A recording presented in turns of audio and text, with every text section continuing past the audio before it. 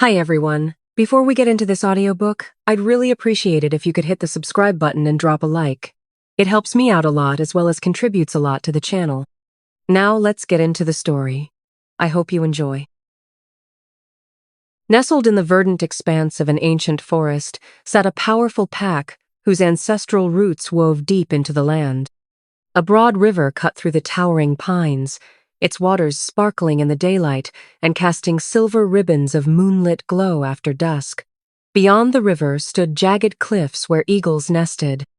The canyon below echoed with a rush of waterfalls, a chorus that formed the nightly lullaby for every wolf in the territory. The pack had prospered for generations, thriving under a lineage of strong alphas who upheld tradition, protected their kin, and expanded their influence. Yet, despite the outward gleam of unity, a subtle tension had long simmered beneath the surface. The current alpha, a formidable wolf named Kai, was renowned for his prowess in battle. His broad shoulders, keen amber eyes, and unyielding spirit demanded respect from allies and enemies alike. He had ascended to leadership young, guided by ancestral prophecies and the unwavering support of those who believed he was destined to unite the pack with another, forging an unbreakable future. Among those who placed absolute trust in these prophecies was a she-wolf named Elora. From her earliest years, she had been told by elders that a powerful bond awaited her, a destiny entwined with Kai's own path. Their families had ties going back centuries, and it was said that when Allora was born, an ancient seer felt the vibrations of fate swirling around her. She was neither the largest nor the most aggressive of her siblings, yet her presence stood out in quiet ways that compelled others to notice her. Elora's hair was the color of chestnut, sun-kissed with lighter strands that turned gold in certain rays of light. Her eyes were a soft shade of hazel, reflecting every subtle shift in her emotions. From childhood, she exuded a contemplative nature, preferring to listen rather than speak, to observe rather than rush into action. She longed to nurture her community, offering a compassionate ear, a steady shoulder, and a gentleness that offered solace in times of strife. Her empathy made her cherished by pack members who recognized her inclination for healing hearts as much as healing wounds. It was no secret among the elders that Kai and Allora were being guided toward one another. Subtle ceremonial hints at gatherings and the meaningful exchange of glances had woven the expectancy of their union. While some speculated that their bond was orchestrated entirely for political reasons, many more believed that something deeper was at play, an ancient destiny that promised hope for the future. The rumors filled Allora with an inner trembling, a mixture of excitement and anticipation. Having grown up around Kai, she witnessed both his fury on the training fields and his softer side when he would spar with younger wolves, encouraging them to become stronger. In him, she saw a wolf who might appear aloof to most, but whose presence comforted her. Over time, an understanding sprouted, nurtured by stolen moments at the edge of the forest and playful banter by the riverside. While they never openly declared their feelings, a silent promise had seemed to be forged between them, a promise that once the moon was high, they would join as alpha and mate, standing side by side to guide the pack. But Allora was not the only child in her family. She had an older sister, Seline, a name once whispered in caution throughout the pack.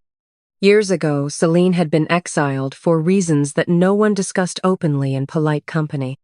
Those who dared break the hush would share grim rumors of her ambition, her willingness to undermine the leadership, and her involvement in a dark ritual that flirted with forbidden magic. Seline had craved power, some said, not as a partner to the rightful alpha, but as a dominant force of her own. Others claimed jealousy drove her to that path, jealousy that festered over the family's attention always falling on Allora.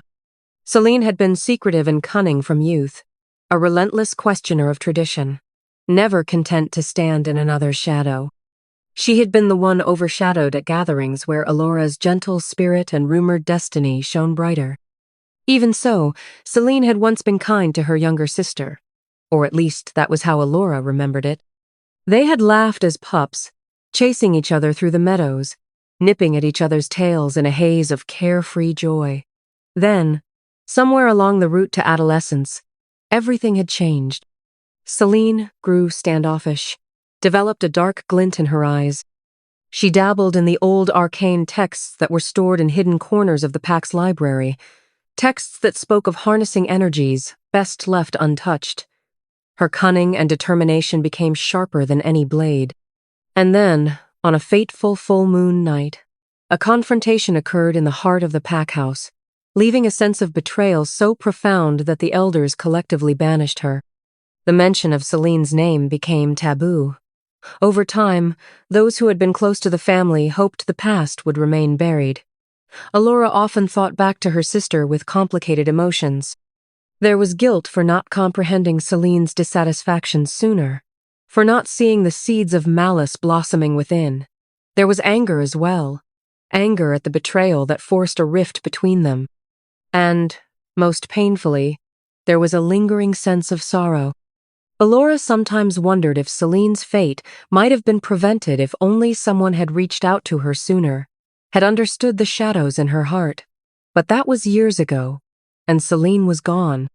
The pack thrived, at least on the surface, and Elora found a cautious yet hopeful rhythm in her daily life.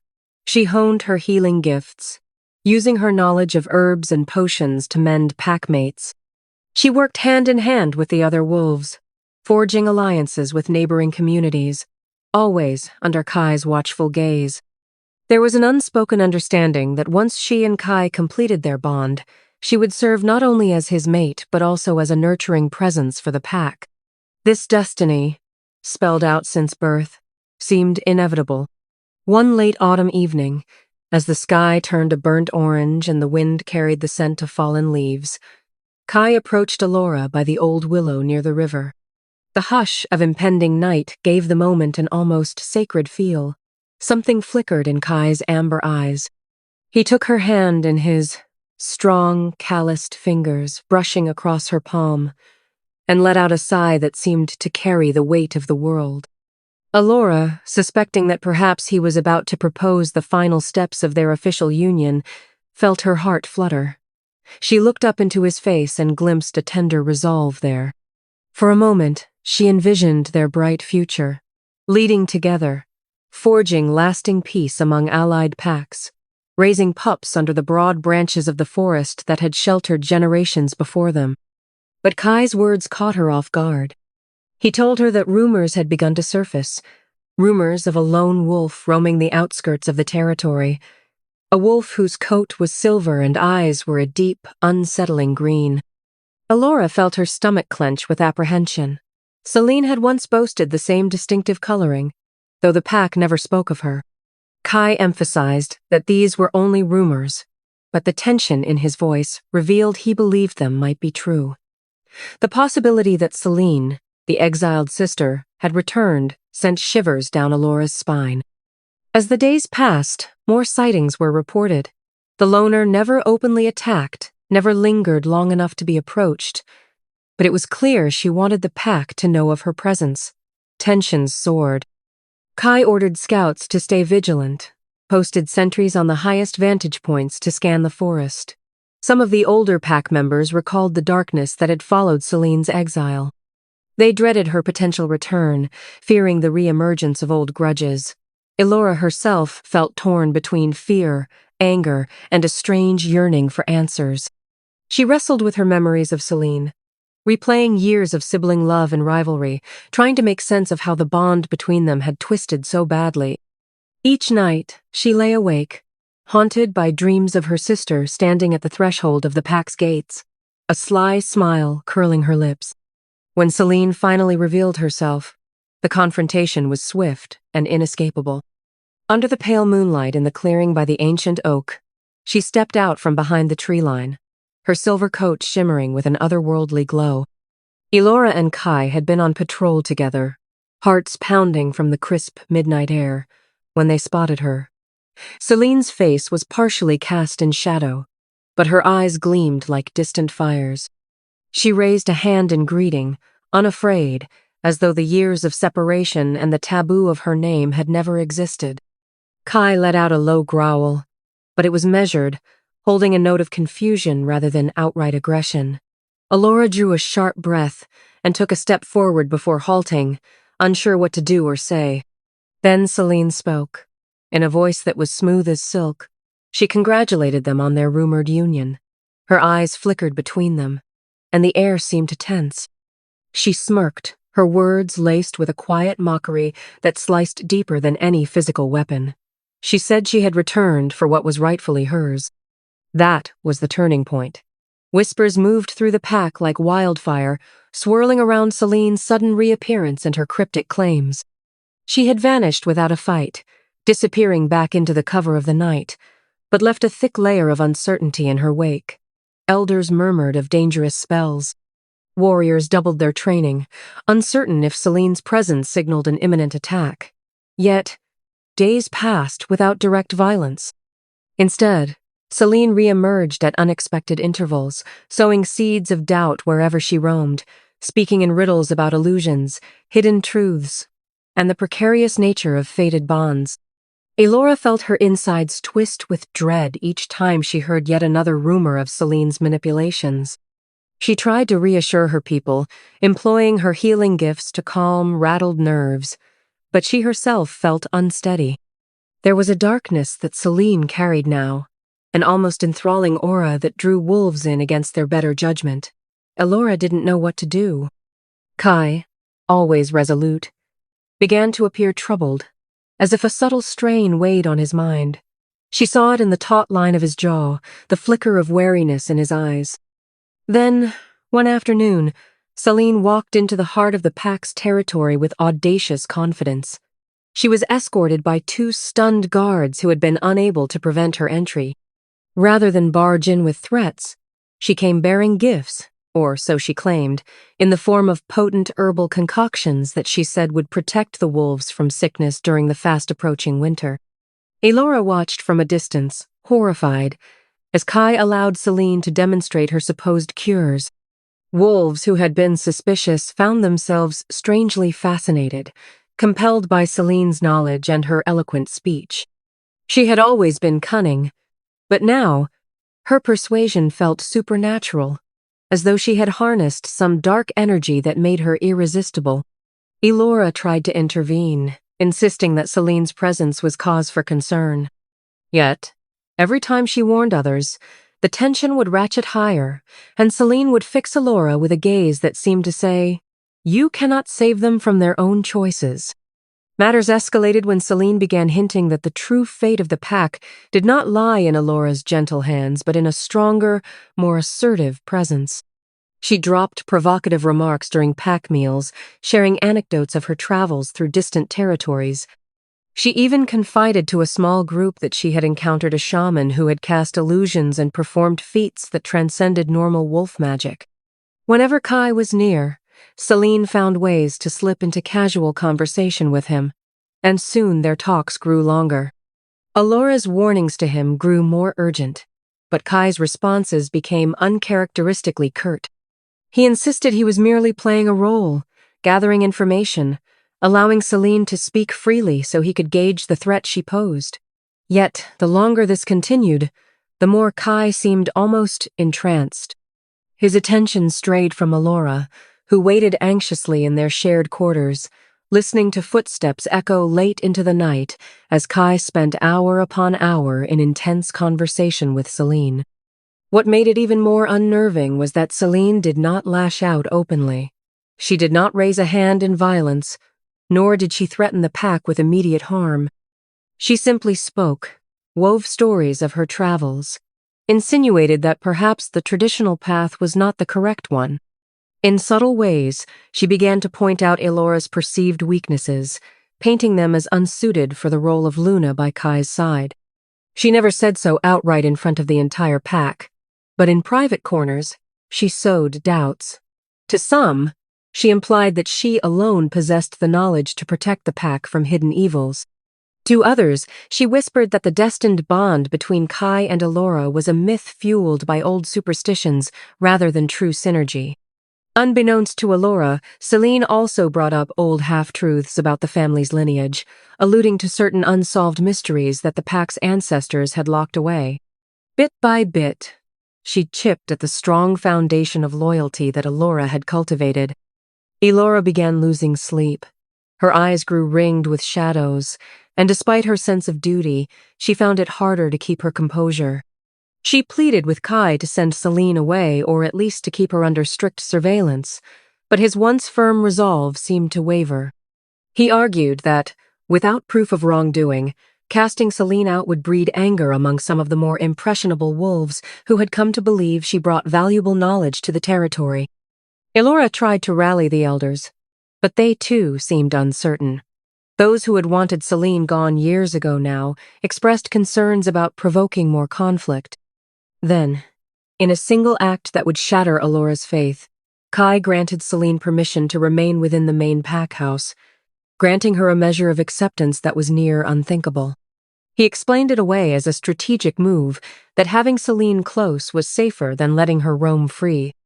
Allora noticed how, within days, Seline's presence there felt like a creeping vine, winding around the hearts of key individuals. She was always near Kai, presenting new findings, reading from ancient texts, offering insights into how the pack might forge alliances with foreign territories. Whenever Allora approached, conversations went silent, or Seline would give her a disarming smile that sent a chill up her spine. Elora could feel her place at Kai's side slipping away, though she could not fully understand how or why. Finally, one fateful evening, during a ceremony intended to reaffirm the pack's unity, Kai delivered the blow that left Allora reeling. In front of the gathered wolves, with the moon high overhead, he announced that the bond he believed he had felt with Allora might have been a misconception after all. He turned to Seline, who stepped forward elegantly, her silver hair catching the moon's glow. In that moment, the entire crowd seemed to hold its breath.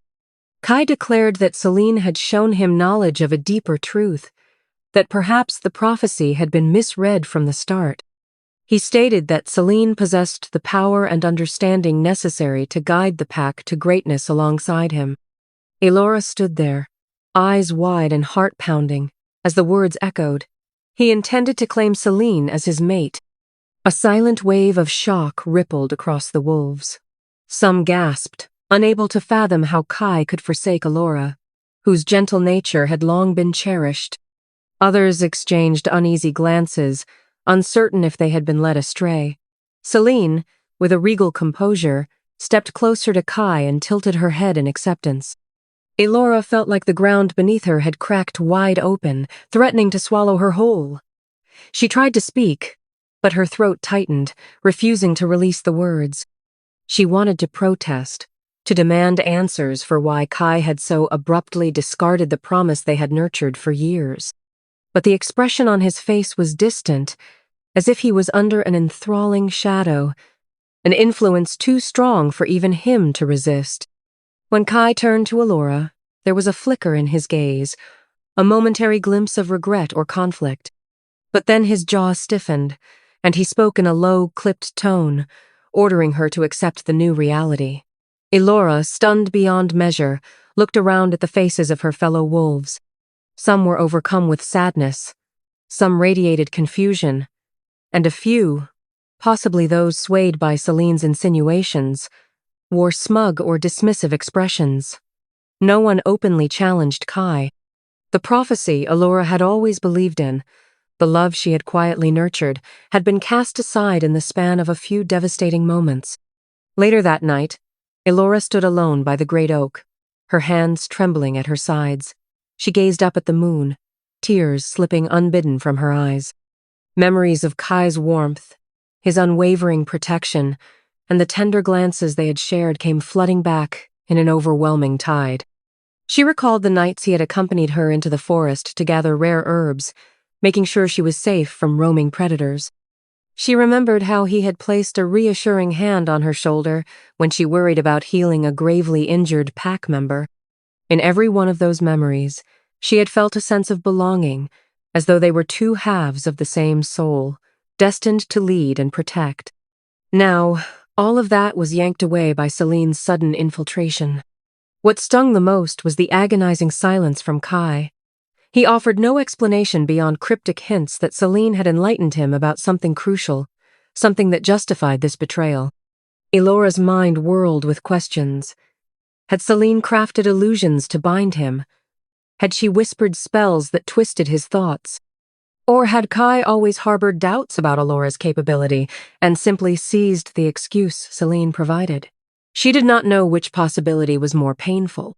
The following day, as if to rub salt in the wound, Seline took up the role of Kai's constant companion.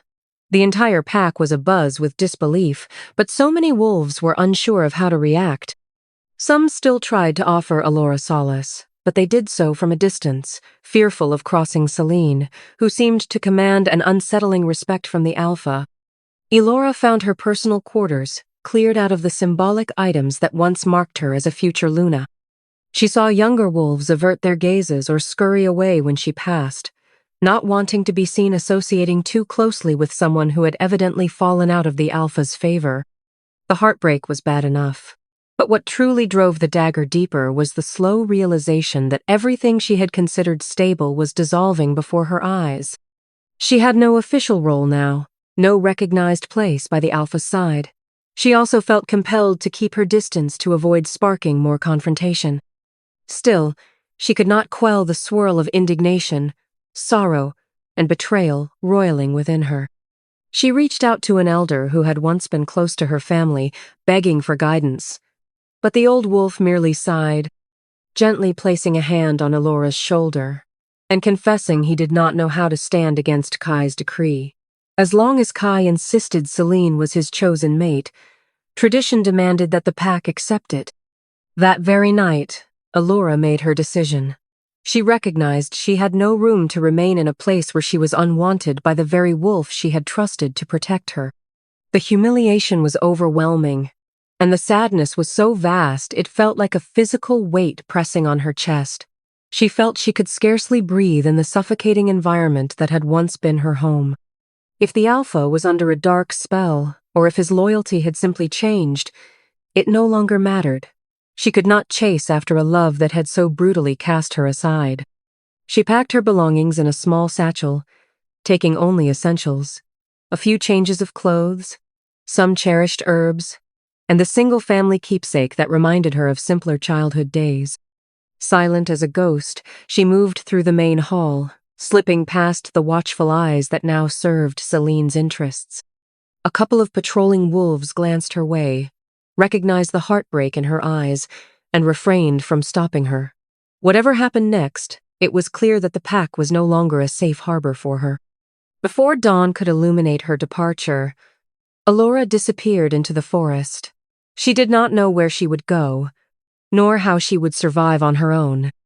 She only knew that staying meant constant torment under the new status quo, that perhaps it was better to brave the unknown than to remain in a place where she had once been cherished but was now spurned so deeply.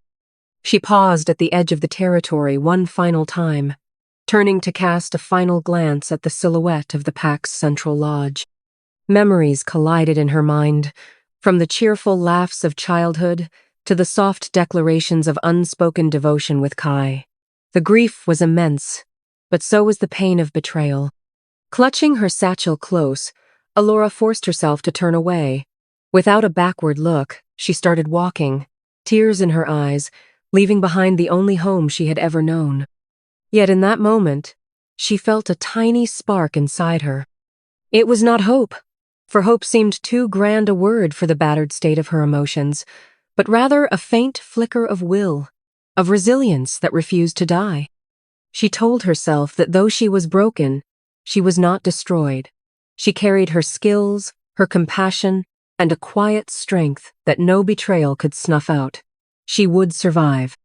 She would find a way to heal.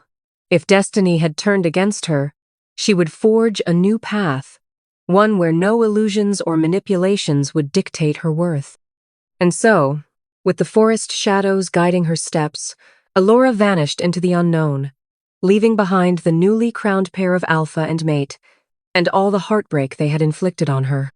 She would rebuild, far from home. But as she trudged deeper among ancient trees, she could not quell the gnawing question, Was the bond she had believed in merely a lie from the start, or had Seline stolen it by force? She did not know if she would ever learn the truth, and in the silent twilight before dawn, she was not sure she wanted to. Even as her soul ached, she pressed forward. The story of her loss was only beginning, and somewhere in the depths of her heart, she sensed that fate was not finished with her yet. The expanse of wild lands beyond Allora's former pack territory stretched endlessly, a tapestry of thick forests, winding rivers, and soaring mountains that seemed to pierce the sky. Traveling without a clear destination was a surreal experience for her, particularly in the early days after her exodus. Each morning she woke beneath ancient pines, or in the hollow of a weathered tree trunk, uncertain of where her feet would carry her next. She clung to the knowledge she had gathered over the years, how to find edible roots and berries, how to track small game when her wolf senses guided her, and how to blend into the forest to avoid confrontations with rogue shifters or territorial packs. Despite the heartbreak, she found a strange freedom in the wilderness, a respite from the painful glances and hushed whispers that had trailed her during her final days in the pack. Still, her mind often drifted to memories of Kai and Seline. She could almost see her sister's triumphant smile and Kai's distant, troubled gaze. 1,000 questions circled her thoughts, no closer to resolution than the day she left.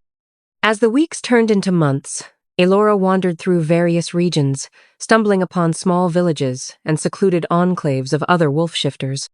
She never stayed in one place for long, reluctant to form new attachments that might lead to more betrayal. She offered healing services in exchange for food or shelter when needed.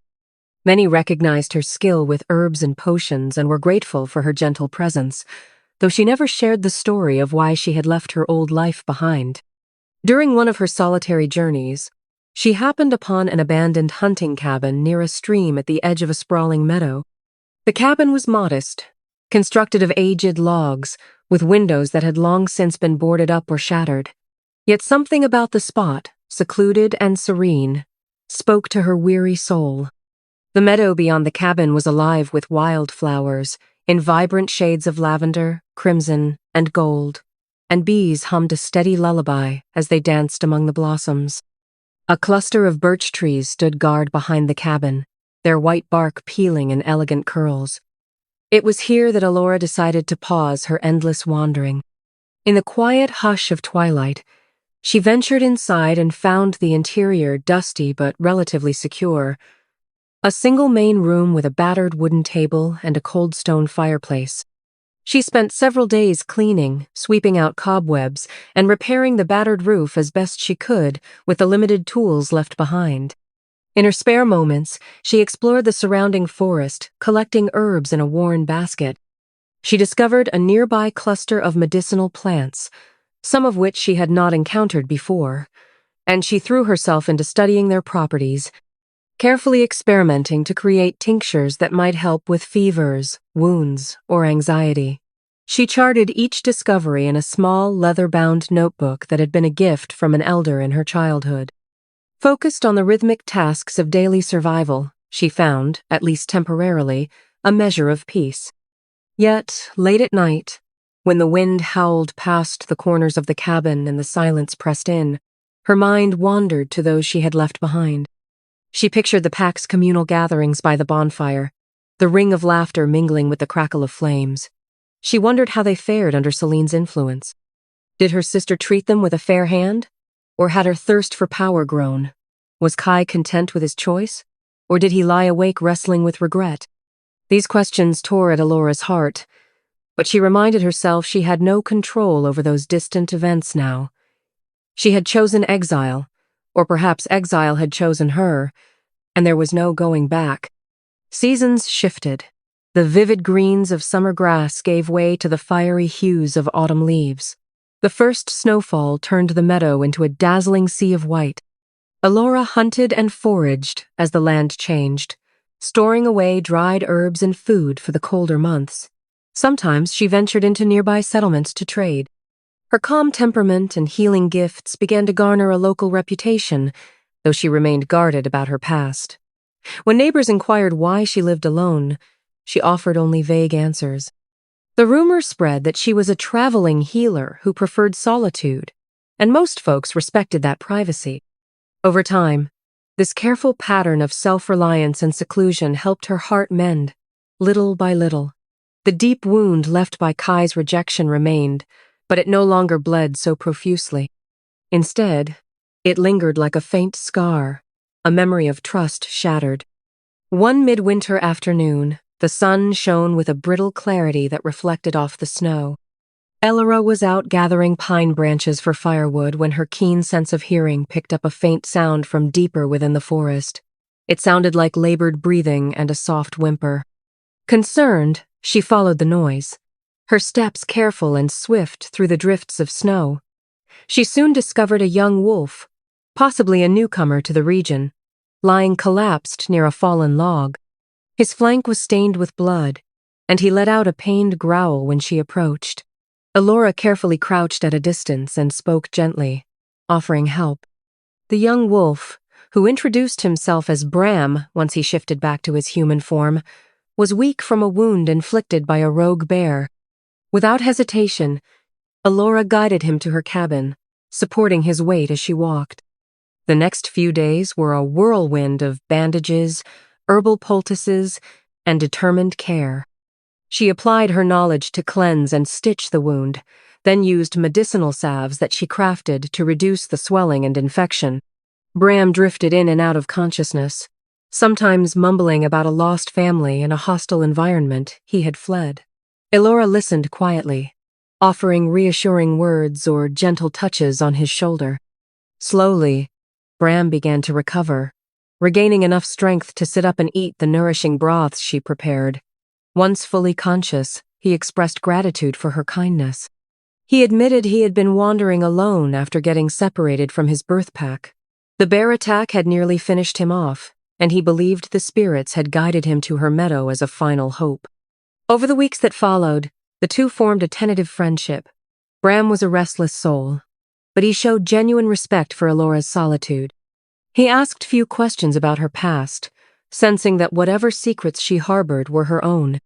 Instead, he offered to help with chores, gathering water from the stream, splitting firewood, and making small repairs to the cabin. Elora felt a warmth toward him, not romantic, but rather a camaraderie that she had lacked since leaving her own pack. For a time, their days fell into an easy routine, and in that quiet corner of the wilderness, she almost found comfort in having someone to speak with beyond the confines of her own thoughts. One day, as spring began to thaw the snows, Bram came back from an excursion to a nearby settlement. His expression was somber, and he hesitated before revealing what he had heard. Rumors of a pack in crisis, a pack ruled by an alpha who had once been celebrated for his firm leadership, but who now seemed distracted and distant. The gossip spoke of internal conflicts, of hunts that failed despite abundant prey, and of new alliances fracturing at the slightest provocation. Bram didn't know the name of the alpha, only that the territory in question wasn't too far away, deeper beyond the northern ridge. Allora's heart thumped, her instincts telling her that this could very well be the pack she had left behind, the one ruled by Kai and Seline. She tried to keep her expression neutral, but the swirl of emotion inside her was undeniable. Over the following weeks, the rumors intensified. Bram brought back more stories. Whispers claimed that the wolves in that territory were at odds, with leadership losing its hold, and that an exiled figure, a powerful she-wolf, had an unusual grip on the alpha. Some speculated that dark magic was involved, describing ominous gatherings and perplexing ceremonies. Allora's hands would tremble at each tidbit of information. Though part of her wanted to remain detached, the memories of her old life resurfaced in a painful wave. She wondered what Seline was doing, how she had managed to drive the pack to such dire straits. An ache bloomed in Allora's chest for the friends and elders she had left behind, those who might be suffering now. Late one evening, Bram and Elora sat by the cabin's hearth. The crackle of flames and the scent of pine smoke provided the only warmth in the chilly air. Bram finally said what Allora had been dreading, that he suspected the troubled pack might indeed be the one Allora had come from. With a gentle sincerity, He asked if perhaps her leaving had coincided with the decline in stability. He wondered if the Alpha's misguided choices had something to do with losing the one who was supposed to be by his side.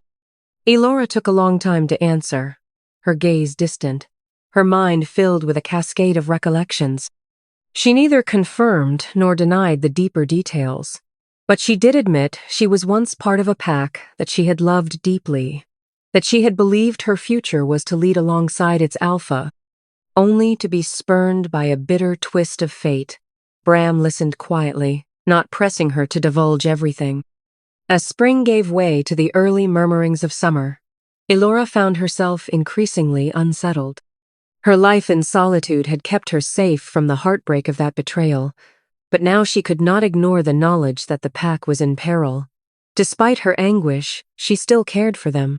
Memories of pups she had helped deliver, or older wolves she had tended in their final days, weighed upon her mind. She had left to preserve her dignity and sanity, but hearing of the pack's downfall haunted her. At night, she dreamed of the grand hall in her old home, once lively and warm. In her dreams, it was dark now, the fires extinguished, and she could almost see Seline's silhouette drifting through the corridors like a malevolent phantom. Eventually, the tension within her rose to a breaking point. She confided in Bram that she felt torn, that a part of her wanted to ensure her former pack did not collapse under Seline's manipulations. Yet another part of her feared going back, dredging up the pain she had tried so hard to bury. Bram, in his calm way, suggested that perhaps closure was necessary, regardless of the outcome. He reminded her that running away indefinitely might not lead to peace if her heart still lingered on what she had lost. It was a truth Allora had been avoiding. She had told herself she was content to live a hermit's life, yet inside her chest, a quiet drumbeat of responsibility and longing persisted. She might have been cast aside, but that did not mean she wished to see the innocent wolves of her old home suffer. One afternoon, Allora gathered her courage. She decided she would journey closer to the pack's boundary, not necessarily revealing herself, but simply to observe. She reasoned it was better to see the situation with her own eyes rather than rely on rumors. If it truly was in chaos, she would try to figure out if there was anything she could do without placing herself back under Seline's sphere of power. Bram volunteered to accompany her, insisting he felt a debt of gratitude. Though Allora hesitated, she eventually agreed, grateful to not face the ghosts of her past entirely alone. They set out at sunrise, packs filled with supplies for the trip. The forest seemed to shift around them, as if aware of the heavy mission on their shoulders. Dense, moss-coated fallen logs, and overhead, ravens circled, their calls echoing among the towering pines. Allora noticed little details along the way, small changes in the vegetation that reminded her how nature endured despite the turmoil in the hearts of wolves. She tried to steel herself for what she might find. Would she see the pack she once knew in ruins, or had the rumors been exaggerated? Would she encounter Kai and Seline together, ruling with an iron hand? The thought of Kai still caused a lurch in her stomach, a mix of bitterness and the last remnants of a love she had once believed was fated. After several days of travel, they reached a ridge overlooking a familiar valley.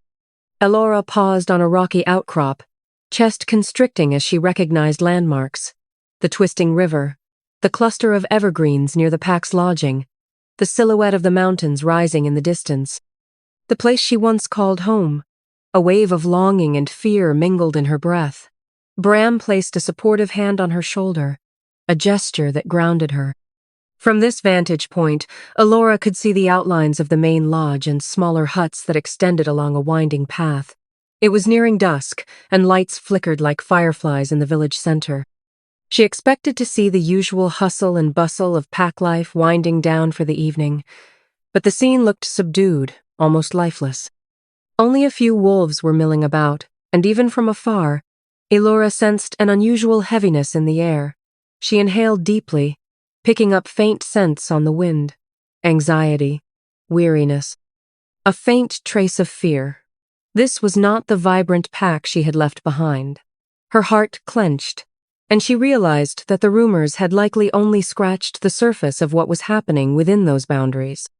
Under the cover of twilight, Elora and Bram descended the ridge, inching ever closer to the territory's perimeter. The old guard station, a tall watchtower that once stood vigilant, appeared abandoned. Its wooden frame was splintered in places, and no scout stood at the top to challenge their approach. Instead, only the rustling of leaves and the distant cry of a night creature accompanied them. Elora's stomach churned as she recalled how well guarded the pack used to be, how no stranger could have crossed the border undetected. Now, it seemed the pack had lost its sense of order, or perhaps they lacked the manpower to maintain security. They pressed on until they were close enough to glimpse movement within the main clearing. Hidden behind thick foliage, Allora saw wolves she recognized. A seasoned hunter who once taught her how to track deer. A mother who had asked Allora's help in caring for her pups years ago. Their faces were strained, eyes darting as though anticipating trouble around every corner. Some huts looked neglected, roofs sagging as if they had not been repaired in months. Anxiety hung in the atmosphere like a dense fog. A quiet growl made Allora stiffen, and she turned to see a patrolling wolf approaching from behind a cluster of trees. Swiftly, she motioned Bram to remain hidden. The wolf, evidently part of the pack's current patrol, stepped forward with a guarded posture.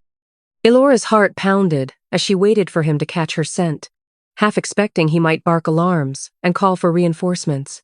But something about his demeanor spoke of exhaustion rather than aggression. He was limping slightly, his fur dull.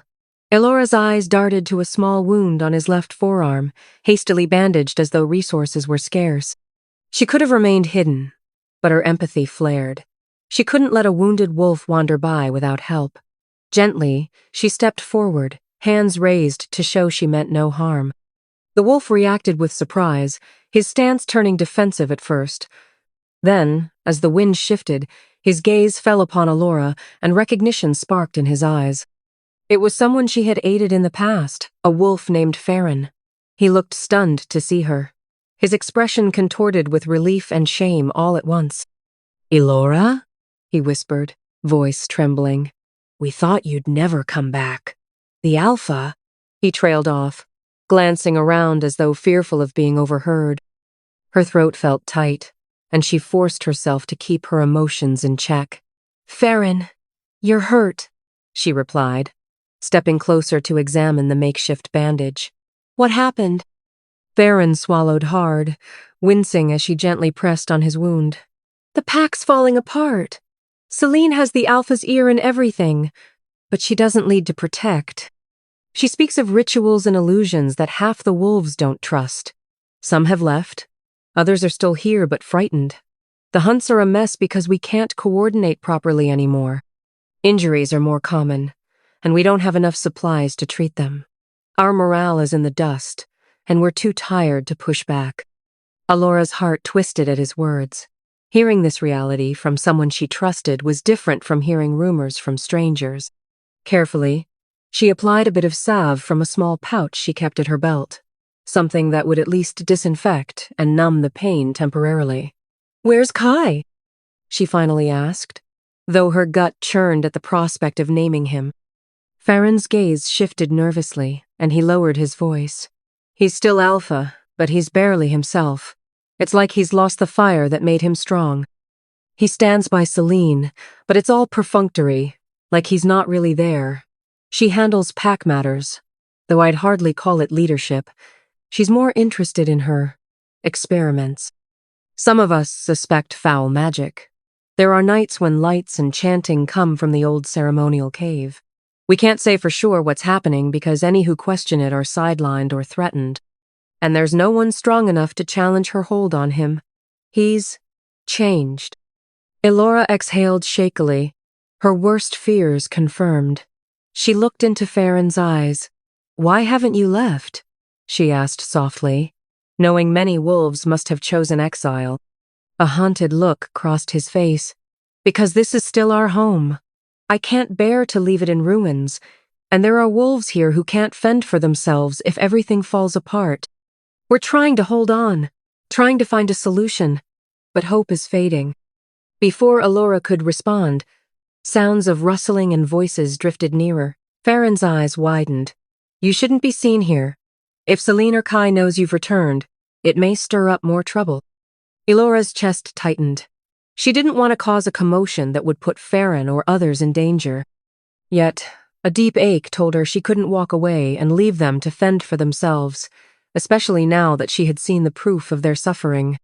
She nodded in understanding, pressing a small container of salve into Farron's hand for further use. "Be careful. Thank you for telling me," she whispered, stepping back into the shadows. Farron gave her a look of gratitude, as if her very presence was a salve for more than just his wound, then hurried off to continue his patrol. Elora retreated to where Bram was waiting, worry etched across his face. She relayed what Farron had said, each word tasting bitter on her tongue. Bram listened solemnly, respecting her quiet anguish. They found shelter for the night in a concealed hollow of roots near the outskirts, letting darkness fall fully before they risked more observation. Allora couldn't sleep. The memories of her life here mingled with the stark reality of its current misery. She recalled the days when the pack thrived, and Kai would personally ensure that scouts were well-trained and well-equipped. She remembered how they would greet the dawn with howls of unity, and how the pack house was filled with good-natured teasing and supportive camaraderie. Now, under Seline's sway, it was deteriorating day by day, and at the center of it all was the alpha who had once promised to lead alongside Allora but had instead chosen her sister. She wondered how deeply Seline's claws had sunk into him. Was he even aware of how his people suffered? Or had Seline's illusions destroyed all sense of reason in him? At the break of dawn, when the sky took on the faint glow of sunrise, Allora decided she couldn't remain a hidden observer. Leaving again, letting the pack collapse under Seline's twisted experiments, would be something her conscience couldn't bear. She had spent the better part of a year trying to heal herself, attempting to move on, but the pack's plight reopened the wound of betrayal. Despite the agony, she knew a part of her still cared for the place and its wolves. Bram, crouched beside her in the hollow, met her gaze with quiet resolve, ready to support whatever course she chose. Elora breathed deeply, remembering the vow she had made when she first discovered her healing gifts, to protect and safeguard life whenever she could.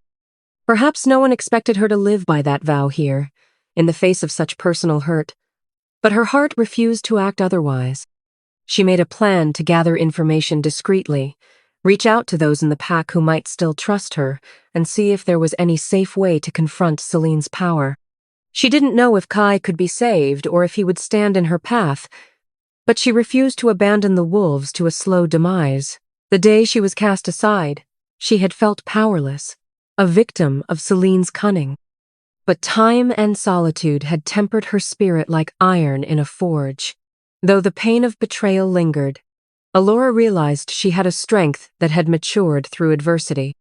If she could channel that determination, perhaps she could rescue not just the pack, but also the part of herself that still yearned for a sense of belonging. Her first step was to slip into familiar territory, under the guise of a traveling healer offering services.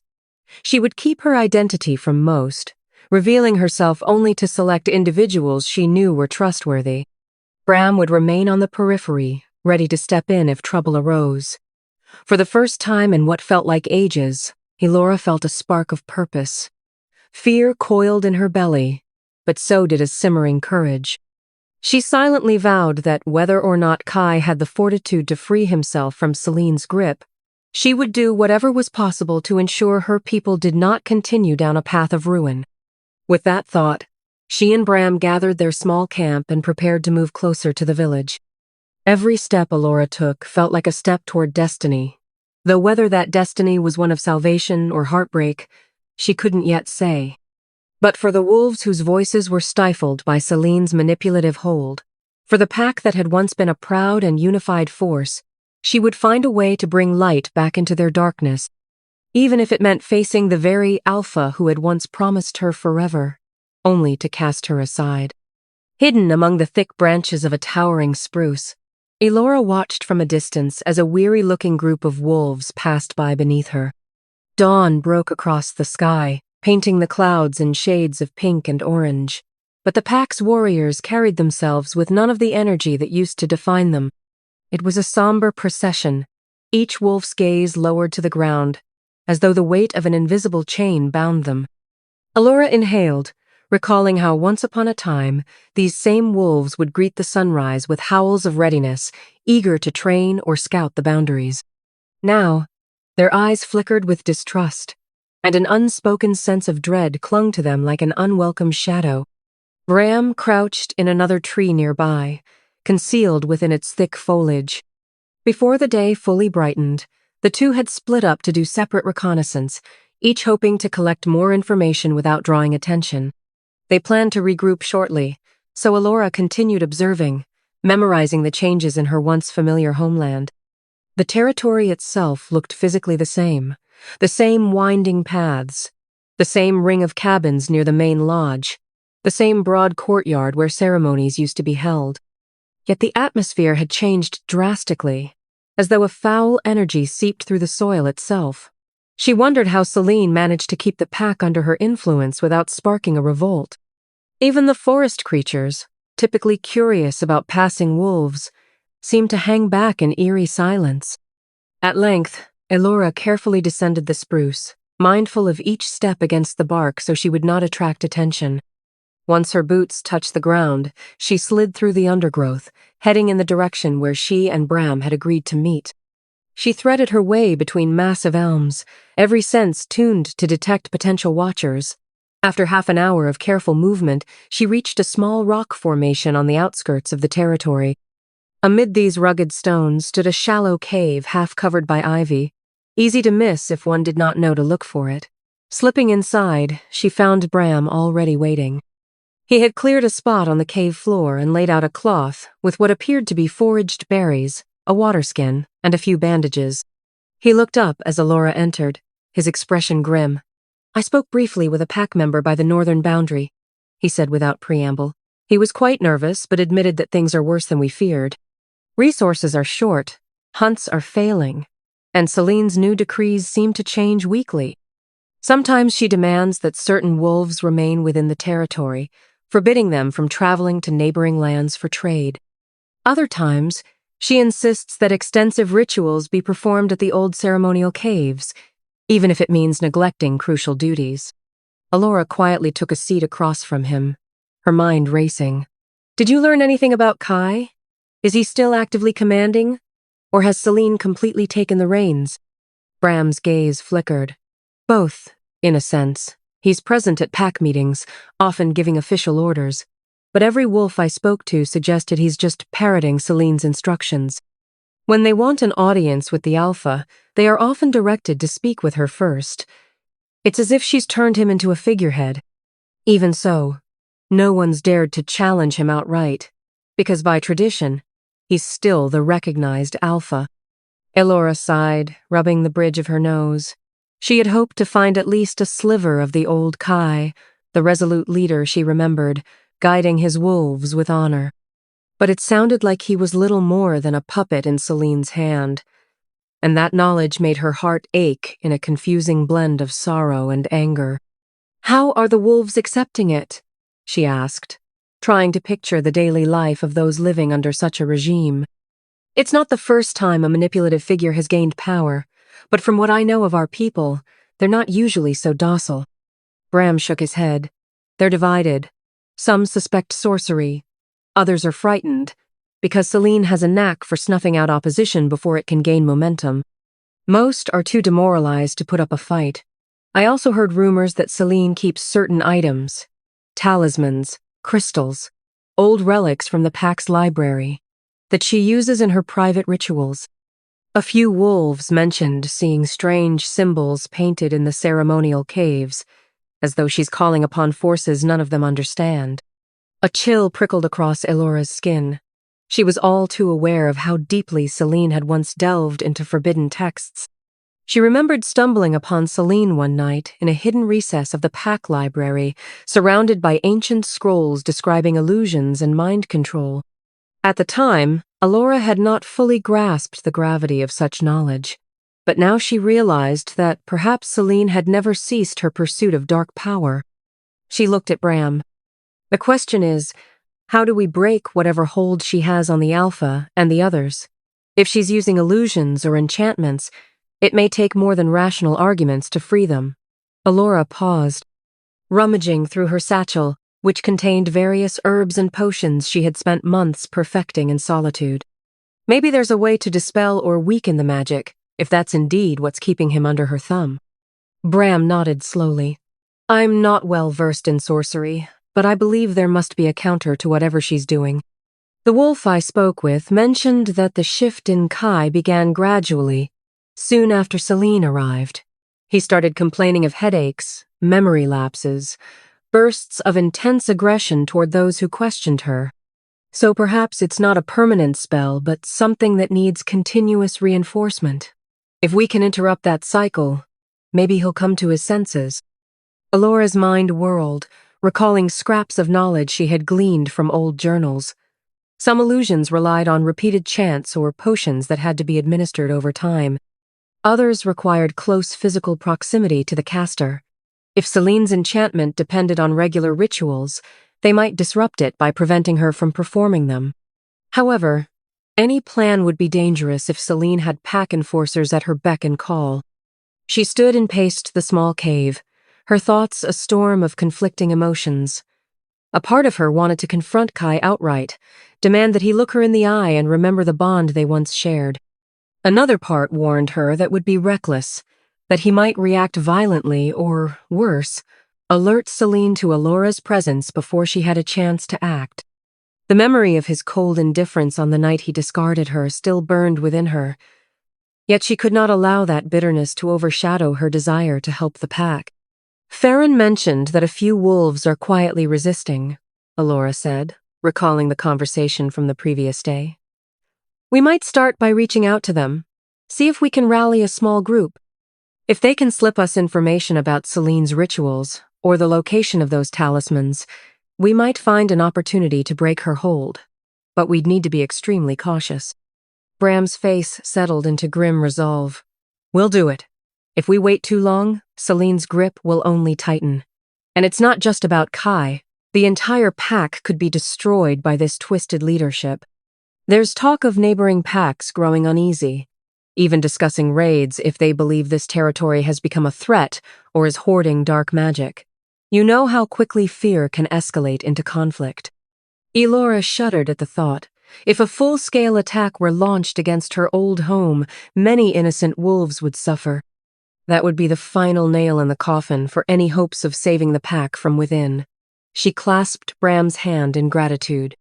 You've already risked so much to help me, to help them. I appreciate it more than I can say. He gripped her hand in return. It's my choice. You saved my life once, and I've come to realize that standing aside while evil thrives is no life at all. His eyes reflected a sincerity that only strengthened Allora's resolve. They finalized their plan for the day. Bram would gather supplies and see if he could discreetly approach certain wolves near the eastern fields, where he had heard murmurs of discontent. Allora would head for a secluded part of the territory, a spot near the old orchard where she knew some of the pack's healers once harvested rare medicinal fruit. Perhaps she could re-establish contact with any older wolves she might find there. The orchard was not frequently visited these days, she assumed, given the current disarray. It could be a safe meeting point for potential allies. Shortly after sunrise, they parted ways. Allora slipped through the woods, staying low behind brambles and fallen logs. When she finally reached the orchard, she paused at the edge, scanning for signs of life.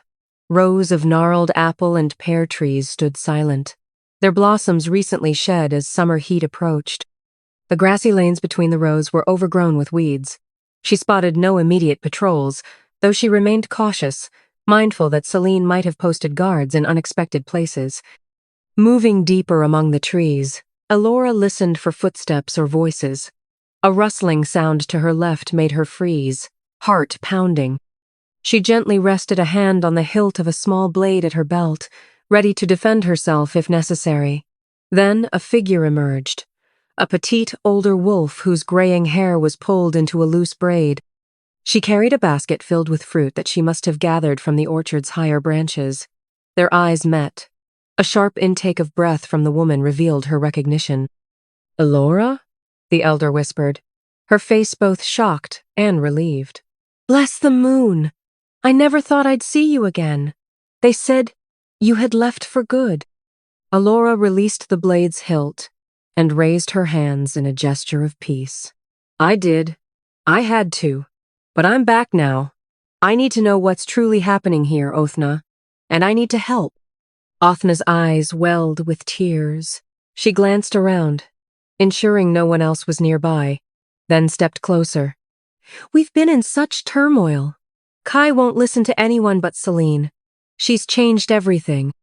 Our hunts fail more often than not, and the pack is always on edge." The older wolf sighed, her shoulders slumping with resignation. "Some have fled. Those who remain either tolerate Seline's rules or cling to hope that the alpha will break free from her thrall. But we don't know how. She forbids gatherings without her knowledge, and certain areas of the territory are locked down. Even the healers are restricted in their movement unless granted approval." Elora's gaze grew intense. "Othna, do you know anything about the illusions Seline might be using, or the items she brought with her? There's talk of dark artifacts being stored somewhere in the ceremonial caves." Othna nodded, lowering her voice to a near whisper. "I've heard rumors from a few healers who were forced to help her brew certain concoctions. They mentioned rare herbs that cause confusion or compliance when inhaled in small doses. And yes, there are relics. I've never seen them myself, but apparently they include an old moonstone that once belonged to an ancient beta who dabbled in illusions. The healers said Seline believes it amplifies her influence over others." Elora's pulse quickened. "If that's true, then we have a lead on how she's controlling Kai. If we can remove or destroy that moonstone, or at least disrupt its power, we might stand a chance." Othna bit her lip, worry etched across her features. "But be careful. Seline is cunning. She's turned pack members against each other with suspicions of treachery. She also has a new circle of loyalists, younger wolves who seem entranced by her promise of power. They watch the territory closely." The older woman placed a hand on Elora's forearm, her grip trembling. "I wish I could do more, but I must be cautious. If they suspect me of helping you, I'll be taken in for questioning. I'm not strong enough to withstand that." Elora nodded, gently covering Othna's hand with her own. "You've already helped more than you know. Thank you." She glanced around the orchard. "We won't put you in further danger.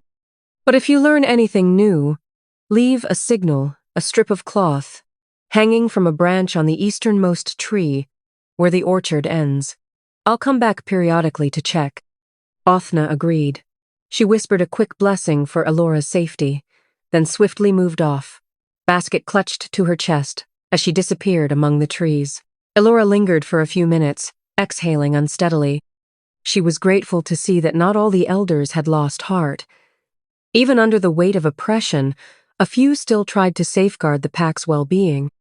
The orchard's hushed air felt heavy with old memories, reminding her of simpler days when she and a young Kai had raced between these rows, laughing as they tried to snatch the sweetest apples first. She quickly pushed those recollections aside. The time for nostalgia was gone. Regrouping with Bram later, Elora recounted everything she had learned. He informed her that he had spoken briefly with 2 scouts near the eastern fields. They, too, confirmed that Seline's power was anchored in strange artifacts and weekly rituals at the ceremonial caves near the mountain's base. One of the scouts implied that an especially important ritual was set to occur on the next full moon, only a few nights away, during which Seline would supposedly reinforce her claim as mate and further cement her hold on the alpha. "It sounds like that gathering might be our best, or only chance to disrupt her plans," Bram said, his expression serious. "If we wait any longer, the pack may be too broken to stand up against whatever she's doing."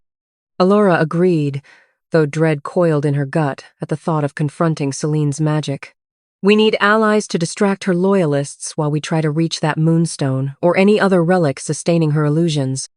If we can sever her link to them, maybe Kai will remember who he is. If he's freed, that could rally the rest of the pack."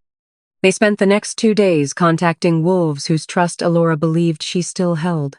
Some were older warriors who recalled her kindness and recognized Seline's foul nature. Others were younger, quiet types who had grown disillusioned by the endless restrictions. Each supporter they found agreed to meet discreetly in the orchard, or in abandoned sections of the territory, where they whispered strategies and exchanged crucial bits of intelligence. A plan emerged. On the night of the upcoming full moon, Seline would hold her ritual in the labyrinthine ceremonial caves that wound beneath the nearby cliffs. According to whispers, she forced certain pack members to attend while others were barred. That gave Elora and Bram a potential opening. If they timed their infiltration correctly, they might slip into the deeper tunnels, find the moonstone or any other significant relic, and destroy or hide them. Meanwhile, a small group of wolves would create a distraction near the entrance to keep Seline and her loyalists occupied. It was risky, but time was short. 2 nights later, the moon rose large and luminous above the treetops, casting silver light across the territory. Anxiety roiled in Allora's belly as she crept through the dark forest. She could feel the tension in the air, as if even nature sensed a confrontation brewing. Bram was at her side, face set in determined lines.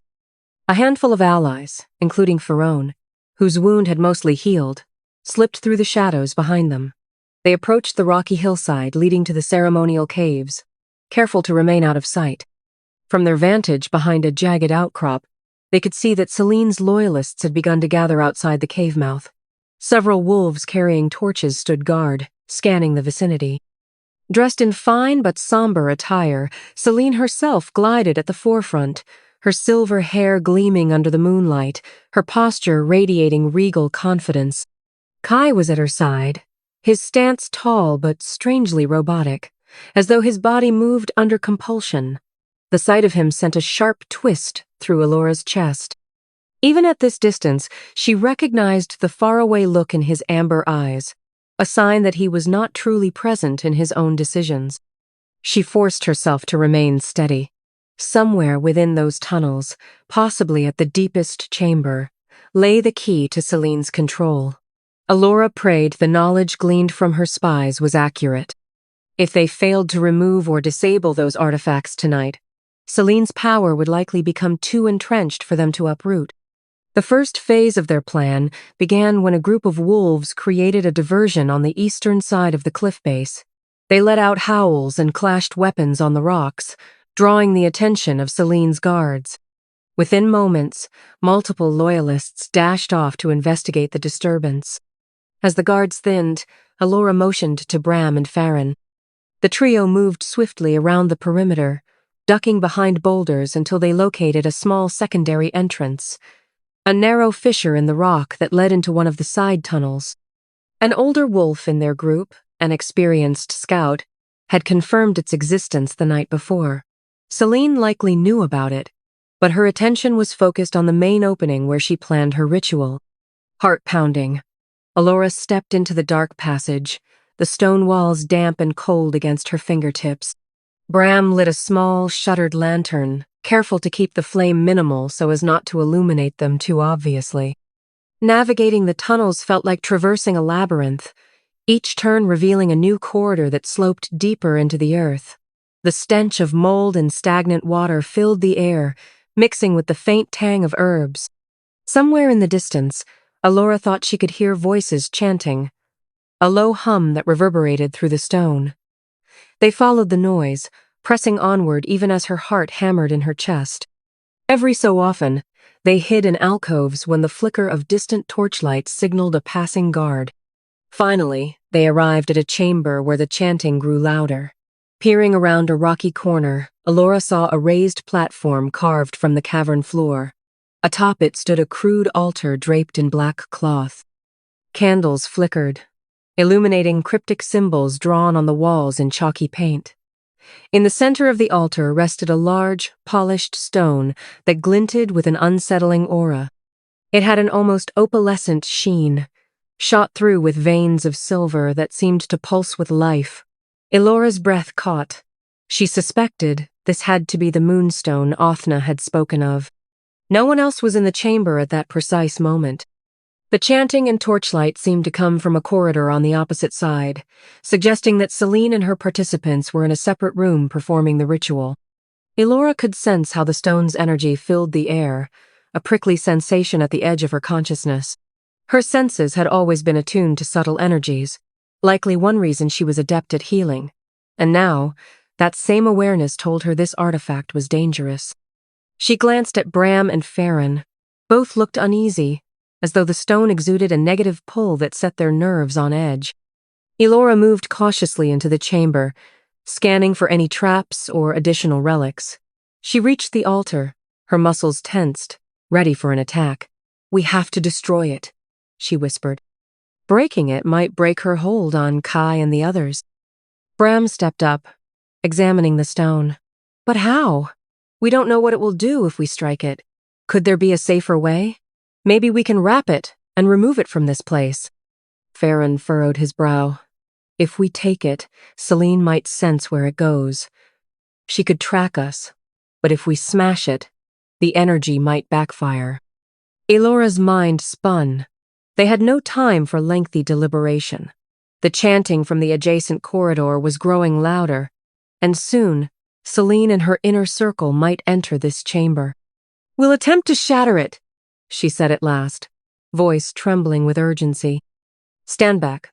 I'll use a disruption charm I learned from an old text, combined with physical force. It might be enough to break the stone or at least fracture its power." She pulled a pouch from her satchel and withdrew a small mixture of powdered herbs, along with a fragment of quartz she had blessed during her time in the wilderness. Her hands shook as she scattered the powder around the altar, muttering a short incantation designed to ward off malevolent energy. She had never before attempted such a dire combination of magic and brute force. With Bram and Farron standing guard, she took a deep breath and raised a heavy rock she had picked up from the cavern floor. Summoning her courage, she slammed it downward onto the moonstone. The impact produced a jarring ring. For a moment, nothing happened, except for a flash of pale light that momentarily blinded them. Then a hairline crack appeared across the surface of the moonstone. A keening sound, almost like a distant wail, echoed through the chamber, as if the artifact itself cried out. Allora winced, her ears ringing, but lifted the rock again and struck a second time. This blow landed harder. The crack widened, and threads of shimmering energy fanned out like spiderwebs. She felt a fierce surge of resistance, as though something was fighting back to remain whole. Without warning, footsteps thundered behind them. They spun to see Seline rushing into the chamber, flanked by 2 guards holding torches, her face contorted with fury, her green eyes blazing. "You dare!" Seline hissed. "Step away from that altar!" Kai stood behind her, expression conflicted. Although his posture was rigid, there was a flicker in his gaze, a faint sign that her hold might be loosening. Allora's heart lurched. She could sense the uncertainty radiating from him. If only she could shatter the stone and free him entirely. Bram and Farron sprang forward to block the guards, steel clashing with steel. Seline advanced, raising a carved wooden staff. A bolt of unnatural light shot forth, striking the ground near Allora's feet, sending sparks flying. Elora stumbled backward, adrenaline pounding in her veins. She gripped the rock again, determined to finish what she started. With every ounce of her strength, she brought it crashing down upon the moonstone. A bright flash erupted, so intense that everyone shielded their eyes. The stone fractured into multiple shards with a shriek of released energy. Strands of shimmering silver whipped through the air, dissipating into the cavern's shadows like smoke. Seline let out a scream of rage, her staff crackling with raw magic that suddenly faltered, as if cut off from its power source. In that instant, the guards who had been fighting Bram and Farron faltered too, disoriented. Kai staggered, lifting a hand to his temple, confusion flooding his features. Allora seized the moment, calling out, "Kai, can you hear me? Please, focus on me." She prayed that her voice might reach the part of him not drowned in Seline's illusions. He blinked, the haze in his eyes wavering. Then, with a low growl, Seline lunged at Allora, staff raised high in a wild swing. Allora barely managed to dodge aside. The staff's tip grazed her shoulder, sending a stab of pain down her arm. With the moonstone gone, Seline's magic felt erratic, lacking its prior potency. But it was still dangerous. Each time she aimed, sparks flew, scorching stone and leaving jagged black marks on the cavern floor. Bram tried to intervene, but Seline directed a concentrated burst of arcane force at him, knocking him off his feet. Farron shouted in alarm, rushing to help. Elora felt a flare of anger towards Seline, a swirl of grief and betrayal that had festered since that terrible night when she was cast aside. Yet she tempered it with caution, unwilling to let raw emotion cloud her judgment. She feinted to the left, then moved right, grabbing at Seline's wrist with enough force to disrupt her stance. "You tricked him!" Elora hissed through clenched teeth, wresting the staff away. "You used illusions to get everything you ever wanted, but you're finished." A heartbeat later, Kai stepped forward, looking dazed, yet visibly enraged. His amber eyes locked on Seline, and for the first time in months, it seemed he recognized the sister who had manipulated him. "What have you done to our pack?" he demanded, voice low and trembling, as though 1,000 memories were crashing back into him. Seline, cornered, bared her teeth in a feral grimace. "I gave you power. I offered you a path to greatness.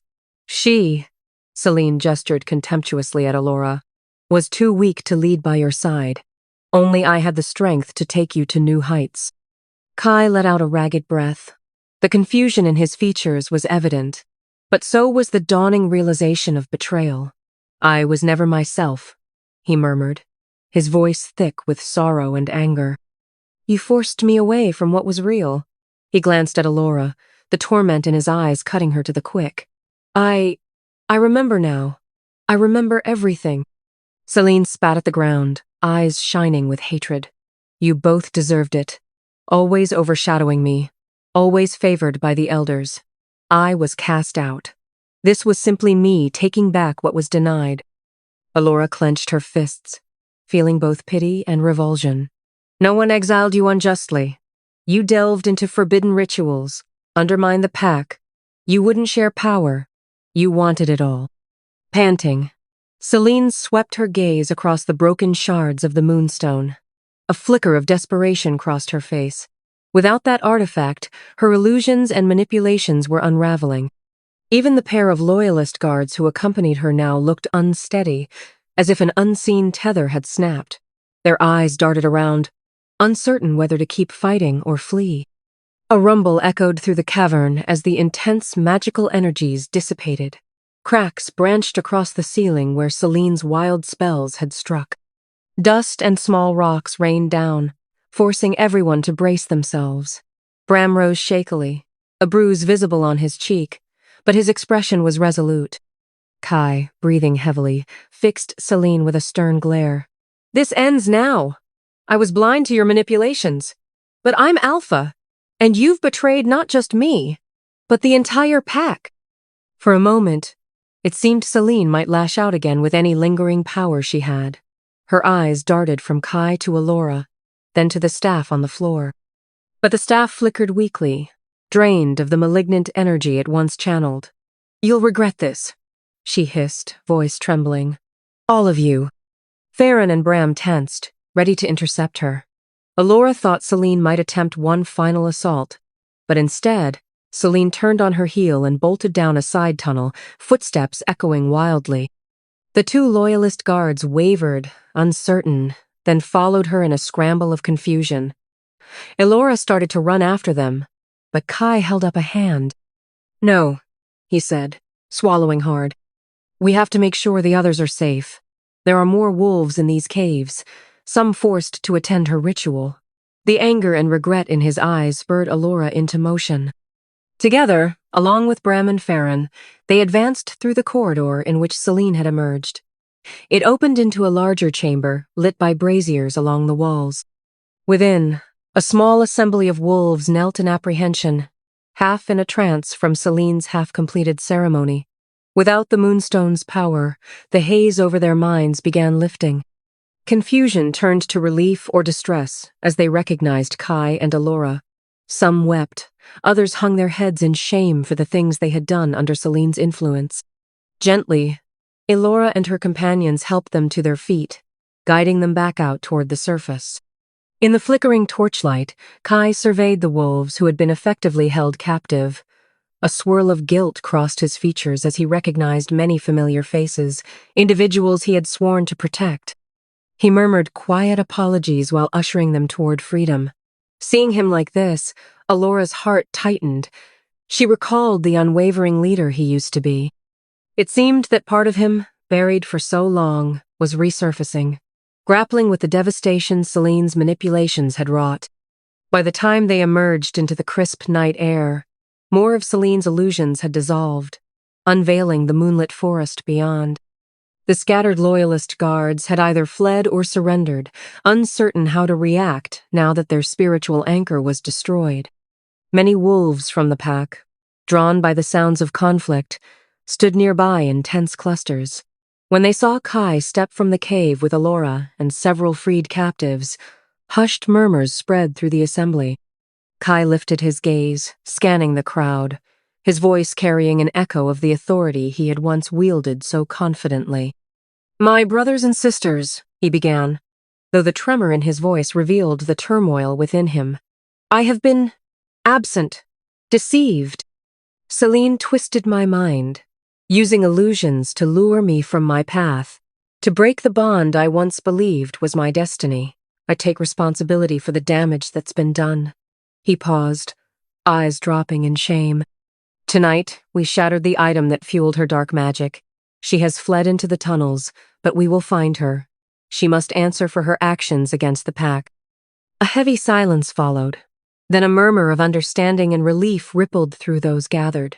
Some wolves gazed at Allora, recalling how she had once been all but promised as their future Luna. Others just looked exhausted, eager to see the turmoil resolved. One by one, a few wolves let out low howls, not quite celebratory, but filled with an emotion close to hope. The sound grew, spreading through the clearing as the reality sank in. The worst threat might be over, and perhaps the pack could begin to heal. Amidst it all, Allora stood slightly apart, uncertain where she belonged. She had returned to save her people from Seline's tyranny, but that did not mean she could simply step back into her old role. Too much had been broken. She looked at Kai, taking in his tension and sorrow. He turned toward her, the moonlight illuminating tear tracks on his cheeks. For a moment, neither of them spoke, simply absorbing the gravity of the night's events. Then, in a trembling voice, he said, "Allora, I owe you more than an apology. I owe you an explanation, though words might never be enough." She hesitated, a swirl of bitterness and empathy colliding within her. "I'm listening," she replied quietly. Kai opened his mouth to continue, but the sudden approach of two battered warriors leading a frantic detainee broke the moment.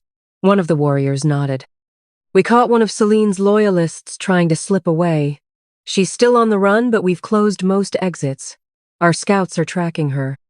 Kai thanked them and turned back to Allora, his face warring between the duty to lead and the desire to pour out his remorse. Elora placed a hand on his arm, the warmth of her palm a silent promise that the conversation would not be forgotten. With that, Kai faced the assembled wolves once more, ordering those still capable to block off the cavern exits and sweep the tunnels. They needed to confirm that no other relics or hidden spells remained. Seline's escape would pose a lingering threat, but at least the primary source of her power was destroyed. In the midnight hours that followed, the territory buzzed with cautious optimism. Wolves guided each other away from the cliff, some supporting those weakened by illusions or injuries. Farone and Bram helped coordinate the wounded, offering them basic aid until more thorough healing could take place. Allora busied herself checking vital signs, administering salves, tying bandages. It felt surreal to do so in the middle of such chaos, but her training as a caretaker prevailed. These were her people, and they needed help. Now and then, she caught Kai's gaze across the throng. His amber eyes were filled with haunted regret. Her heart pulsed with conflicting emotions, anger at how he had abandoned her, compassion for the pain he was clearly experiencing, and a slow-burning sense of relief that perhaps the man she had once admired was not entirely lost. But she refused to let that budding warmth overshadow the hurt he had caused. There were many layers to unwind, and simply toppling Seline's illusions would not erase the scars. By the time the moon dipped below the horizon, search parties confirmed that Seline had vanished into the deeper tunnels. A few wolves who ventured into the labyrinth claimed they found an exit leading to a hidden ravine outside Packlands. Most believed she had escaped, though in a weakened state. With the first streaks of dawn, attention shifted to regrouping. Kai insisted on addressing the pack come morning, publicly acknowledging his mistakes and charting a path forward. Exhausted, Allora left the clearing, wandering back to the orchard. She sank against the trunk of a knotted apple tree, the bark pressing into her back. Her entire body throbbed with weariness, and her shoulder still smarted from Seline's staff. Yet she was alive, and for the moment, the pack stood free of Seline's direct control. A gentle rustling drew her attention. Bram stepped into view, a subdued smile crossing his face. He held a small bowl of water and some fresh cloth strips. "Thought you might need these," he said quietly, offering her the supplies. "How's the shoulder?" Elora touched it gingerly. "Bruised, but I'll manage." She accepted the bowl and cloth, cleaning the wound as best she could. In the new daylight, she could see a scorched patch on her upper sleeve. "Thanks for having my back." Bram knelt beside her. "Always. Without you, none of this would have been possible. You were right. We had to break the illusions at the source." He paused, glancing toward the path that led back to the main pack house. "What happens next?" She took a moment to answer, pressing the damp cloth to her wound. "The pack will have to heal, rebuild trust. Kai will have to prove himself worthy of leading them again. As for me, I'm not entirely sure." Even uttering those words brought a tangled feeling of sadness and relief. Part of her had dreamed of returning triumphantly, reclaiming her place as the Alpha's mate. But that dream was tied to a past that no longer existed. She felt older now, changed by heartbreak and struggle. Bram nodded, a sympathetic look in his eyes. "You don't owe them your loyalty anymore, not after what happened. But you still care. That's obvious." She managed a small, tired smile. "I do.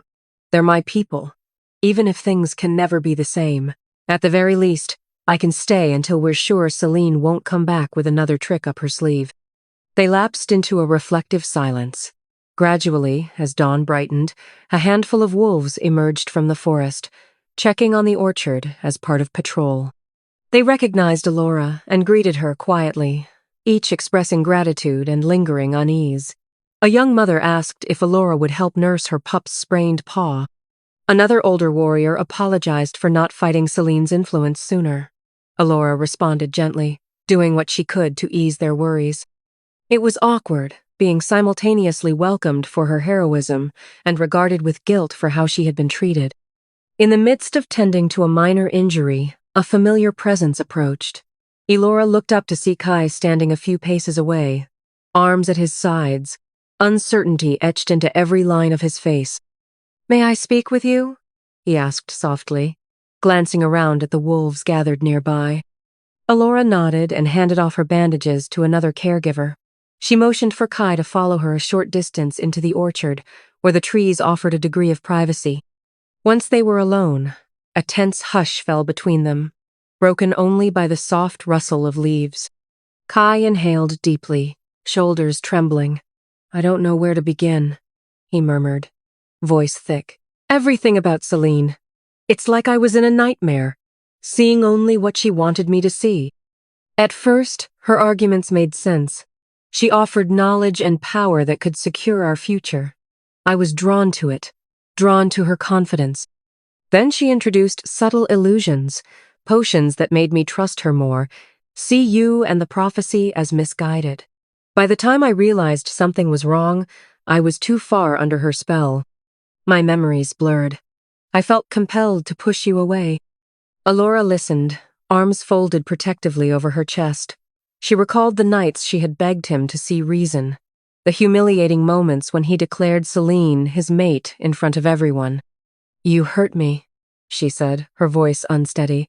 "I believed we were destined to lead together, and then you cast me aside without a word of explanation. It nearly destroyed me, leaving like that." Kai's eyes brimmed with remorse. "I know, and I can never undo that pain. Even now, I remember flashes hurting you, standing coldly at Celine's side while you were left alone. It was like being trapped in a prison of my own mind. I fought it, but the illusions were too strong." He swallowed hard. "I can't expect you to forgive me. I only want you to know the truth, that if I had been myself, it would never have happened." Emotion churned in Allora's chest. Part of her wanted to reach out, comfort him, and say that all was forgiven. Another part raged with the memory of his betrayal. "I believe Seline manipulated you," she finally allowed, her voice quiet. "But you also let her in. You let her stay. You gave her power. You must bear some responsibility for that choice." A tear slipped down Kai's cheek. "I do. And I will spend the rest of my life making amends to the pack, to you. If you can find it in your heart to give me a chance, or if you need to leave again, I'll understand. I won't hold you here against your will." His words tore at her. She studied his face, recalling the boy who had trained with her by the river, the young alpha who had always been so sure of his path. Now, that same man stood before her, humbled and weighed down by regret. "I don't know what the future holds," she said softly, voice wavering. "Right now, my priority is helping the pack recover. They're going to need strong leadership, free from illusions and tyranny. If you can provide that, I'll help in whatever capacity I can. But that doesn't mean I can simply step back into what we had." Kai bowed his head. "I understand. I'll do everything I can to rebuild. The pack needs you, even if you don't want to be my mate or stay permanently. But I'd be lying if I said I didn't still care deeply for you." She looked away, heart conflicted. "We'll see how things go. Time will tell." They parted on that tentative note, an unspoken truce that did not erase the past but allowed for cautious cooperation. For the next few weeks, Elora stayed in the territory, working tirelessly to heal wounded wolves, reorganize the supply of herbs, and console those still dealing with the traumatic aftermath of Celine's illusions. Kai threw himself into stabilizing the pack, re-establishing patrol routes, and reaching out to allied territories for trade. He made public apologies to the elders, acknowledging his failures. Some accepted with relief, others with measured skepticism. The more Kai reclaimed his responsibilities, the more the old pack structure began to take shape. Yet daily routines remained clouded by suspicion. Seline had not been captured, and the possibility of her return lingered over everyone like a heavy shroud. Patrols were doubled, especially around the hidden ravine exit, but there was no sign of her. Occasionally, rumors arose of a silver-haired figure spotted at the borders, only to vanish again. Tension remained, as if the final resolution to the conflict had not yet arrived. In rare moments of solitude, Elora stole away to the orchard or the forest edges, seeking quiet reflection. The pack had tentatively welcomed her healing presence, but the pain of her past betrayal still ran deep. She found a strange solace in Bram's companionship, the easy camaraderie that had formed during their time in the cabin. He offered her a listening ear without expectations or demands, ensuring that she did not shoulder the burden alone. Meanwhile, Kai's regret was palpable. He continually sought her out, not in an intrusive way, but with gestures of reconciliation, offering assistance with healing tasks, inviting her to weigh in on important decisions. Allora appreciated the courtesy, though she guarded her heart. Perhaps it was possible to forgive him one day, but forgetting was another matter. The memory of standing in that clearing, hearing him declare Seline as his mate, felt branded into her soul. One evening, as the sun dipped low over the mountains, Kai summoned the pack to the main clearing for a meeting. Firelight lit the area, and a cool breeze whispered through the trees. Dozens of wolves gathered, forming a wide circle. Allora stood on the periphery, arms folded, trying to maintain a neutral posture. She spotted Bram and Farron among the crowd, offering her subtle nods of encouragement. Kai stood at the center, the flames illuminating the vulnerability in his face. He cleared his throat and addressed them. "We've come a long way since that night we broke Seline's power over us. But there's still a threat to our home, our peace. My sister remains at large, and while we've heightened patrols, I believe we must do more. We cannot live in fear of her return, nor can we allow this dark chapter to define us." He glanced around, meeting the gaze of several pack members. "I propose a thorough re-examination of every relic and text stored in our archives. We need to root out any potential for manipulation or illusions. We also need to reforge alliances with neighboring territories. Let them see that we stand firm under a leadership that prioritizes unity, not sorcery. And above all, we must come together as a family again, to mend the wounds Seline inflicted." Quiet murmurs rippled through the crowd, and Elora could see reluctant agreement in many faces. Some older wolves nodded, evidently relieved by his proactive stance. Others remained stiff, obviously still coping with residual bitterness. Nevertheless, there was no open defiance. Finally, Kai exhaled. "And I want to say one more thing." To Allora. He turned toward her, prompting every gaze to shift in her direction. She inhaled sharply, unprepared for this public address. Without her, we would still be under Seline's illusions. She sacrificed her safety and her pride to return, even though I betrayed her, even though many of us failed to stand by her. I owe her a debt no apology can repay. A hush fell. Elora's cheeks grew warm under so many staring eyes. She wanted to slip away, but she forced herself to remain still, to hear him out. Kai's voice lowered. "Elora, you may not wish to stand at my side as Luna, and I accept that. But you will always have a place here. You've reminded me what it means to protect our pack.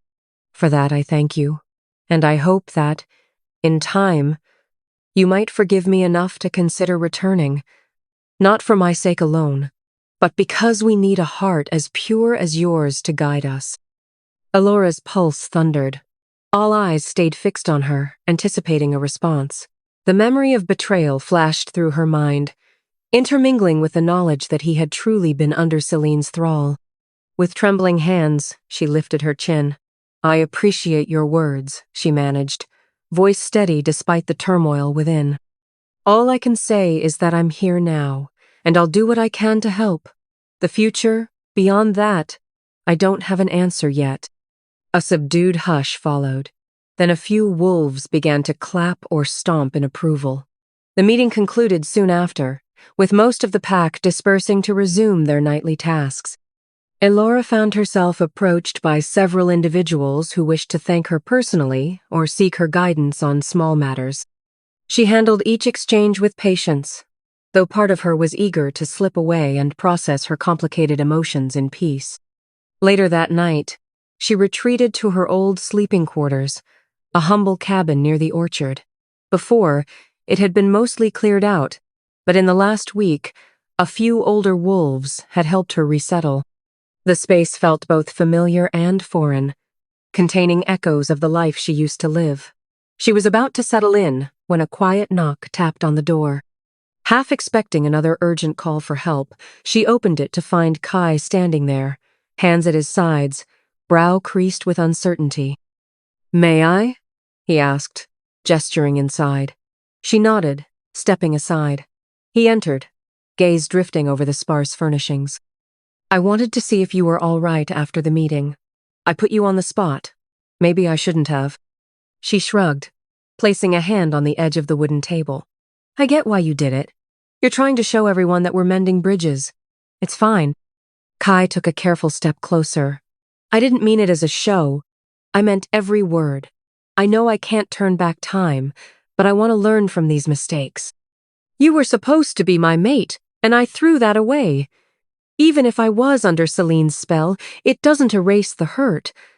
But I still feel—" He paused, searching her face. "I still feel that bond we always talked about. Do you? Allora closed her eyes momentarily, wrestling with the torrent in her heart. Part of me does, she admitted softly. But part of me is afraid. Afraid that another enchantment, another betrayal, could happen, or that we might never recover the trust we had. His gaze dipped in sorrow. I understand.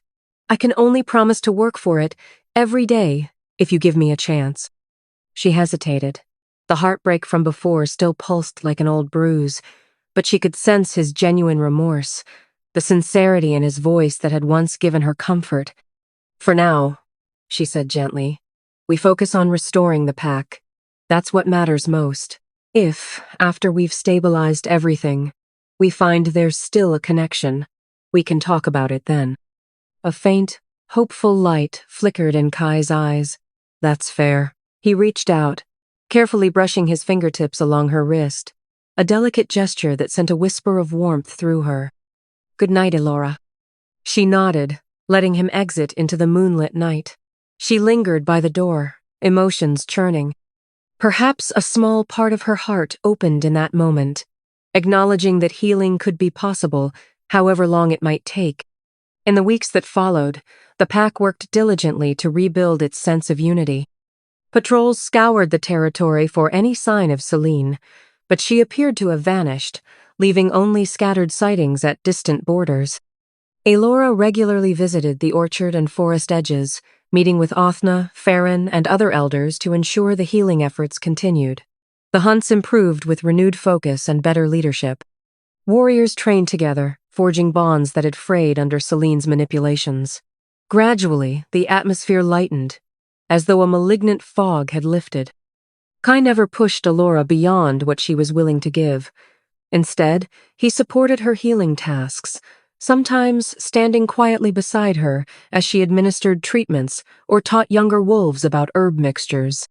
During these interactions, they exchanged small smiles, unspoken apologies, and traces of the old companionship they once shared. Bram observed the subtle shift, offering Allora a knowing nod whenever he sensed her lingering conflict. One sultry afternoon, Elora sat by the riverbank, rinsing a batch of collected medicinal roots. The water sparkled in the sunlight, and her reflection rippled every time she dipped her hands in. Her shoulder had mostly healed, though a thin scar remained from Seline's magical strike, a reminder of that desperate confrontation. As she worked, footsteps approached from behind. She glanced up to see Kai, carrying a small satchel. I brought you these, he said, pulling out a handful of carefully dried herbs. They were grown in the greenhouse the pack has been restoring. Figured you could use them in your salves. Allora accepted the offering, touched by the gesture. Thank you. They'll be helpful for treating muscle aches. She tucked them carefully into her pouch. The soft breeze ruffled their hair, and the tranquil rush of the river accompanied them. Kai settled on a smooth rock beside her. You've done so much to get us back on our feet. People trust you, respect you. The pack feels alive again, and it's largely because of your guidance. Elora stared at the rippling water, her voice reflective. I just did what was necessary. Anyone else would have done the same. He scoffed gently. Not everyone would risk coming back after being cast aside. You had every right to turn your back on us, but you didn't. That's the difference. A silence unfurled between them, charged with layers of shared memory. Sunlight danced on the water's surface, reminiscent of the simpler times they had spent together, discovering the forest's many wonders as children and adolescents. The memory made Elora's chest tighten, equal parts nostalgia and ache. Eventually, Kai drew in a breath. Allora, I don't want to live in fear of Seline returning. But if she does, I want you to know I'll fight with everything I have, and I'll keep fighting for as long as it takes to protect this pack and you. Her gaze flicked to him, studying the earnestness in his expression. The old Kai, the protective one she had loved, shone through. I believe you, she said quietly. But we also have to be practical. If Seline resurfaces, she won't come without new tricks. We need to stay vigilant, ensure no more illusions can root themselves here. He nodded, taking her hand in a careful gesture. She allowed him to hold it, though she did not clasp back tightly. Even so, a gentle warmth spread between them. "When this is all settled," he murmured, "when we're sure the pack is safe, would you consider giving our bond another chance? Not because of any prophecy, but because we choose it?" Her throat tightened. She remembered the heartbreak, the humiliation, but also the months of missing him, the sense of connection that refused to vanish entirely. Meeting his eyes, she replied softly, "I'll consider it. I need time, Kai. That's all I can promise." He accepted that, pressing her hand gently before releasing it. They stayed like that for a while, watching the sunlight reflect in shifting patterns on the water, letting the moment speak more than words could convey. For several more weeks, life in the pack continued to stabilize.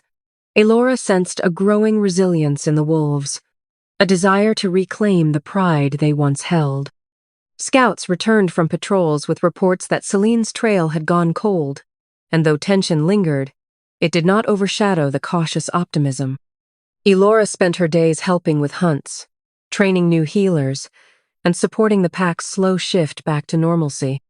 Kai, for his part, worked tirelessly to rebuild alliances with nearby territories, ensuring no one suspected them of harboring dark magic anymore. Despite the improvement, a simmering unease gripped Elora's heart. Something told her that Seline was not finished. Even if the moonstone was destroyed, Seline was cunning, resourceful, and fueled by a vengeful bitterness. Allora feared the calm was only temporary. She confided in Bram, who admitted he shared her worries. They took extra precautions, encouraging patrols to remain alert. Yet as days turned into weeks, there was no sign of Seline, leading some pack members to believe she had abandoned her plans altogether or moved far away in defeat. That fragile peace splintered late one night, when a lone guard came sprinting into the pack's main lodge, face pale with fear. Elora had been reviewing inventories of herbs by candlelight, and she rushed to the foyer upon hearing the commotion. The guard, panting, managed to gasp out that he'd spotted a figure lurking near the ceremonial caves again. A figure with a silver mane, accompanied by strangers dressed in dark cloaks. Then, without warning, the intruders had attacked him. He barely escaped with his life. Within minutes, the alarm was raised throughout the territory. Wolves scrambled for weapons, forming groups to investigate the caves. Kai emerged from his quarters, face grim, and quickly mustered the pack's strongest fighters. Elora dashed to her cabin to gather her medical supplies, adrenaline spiking at the thought of yet another confrontation.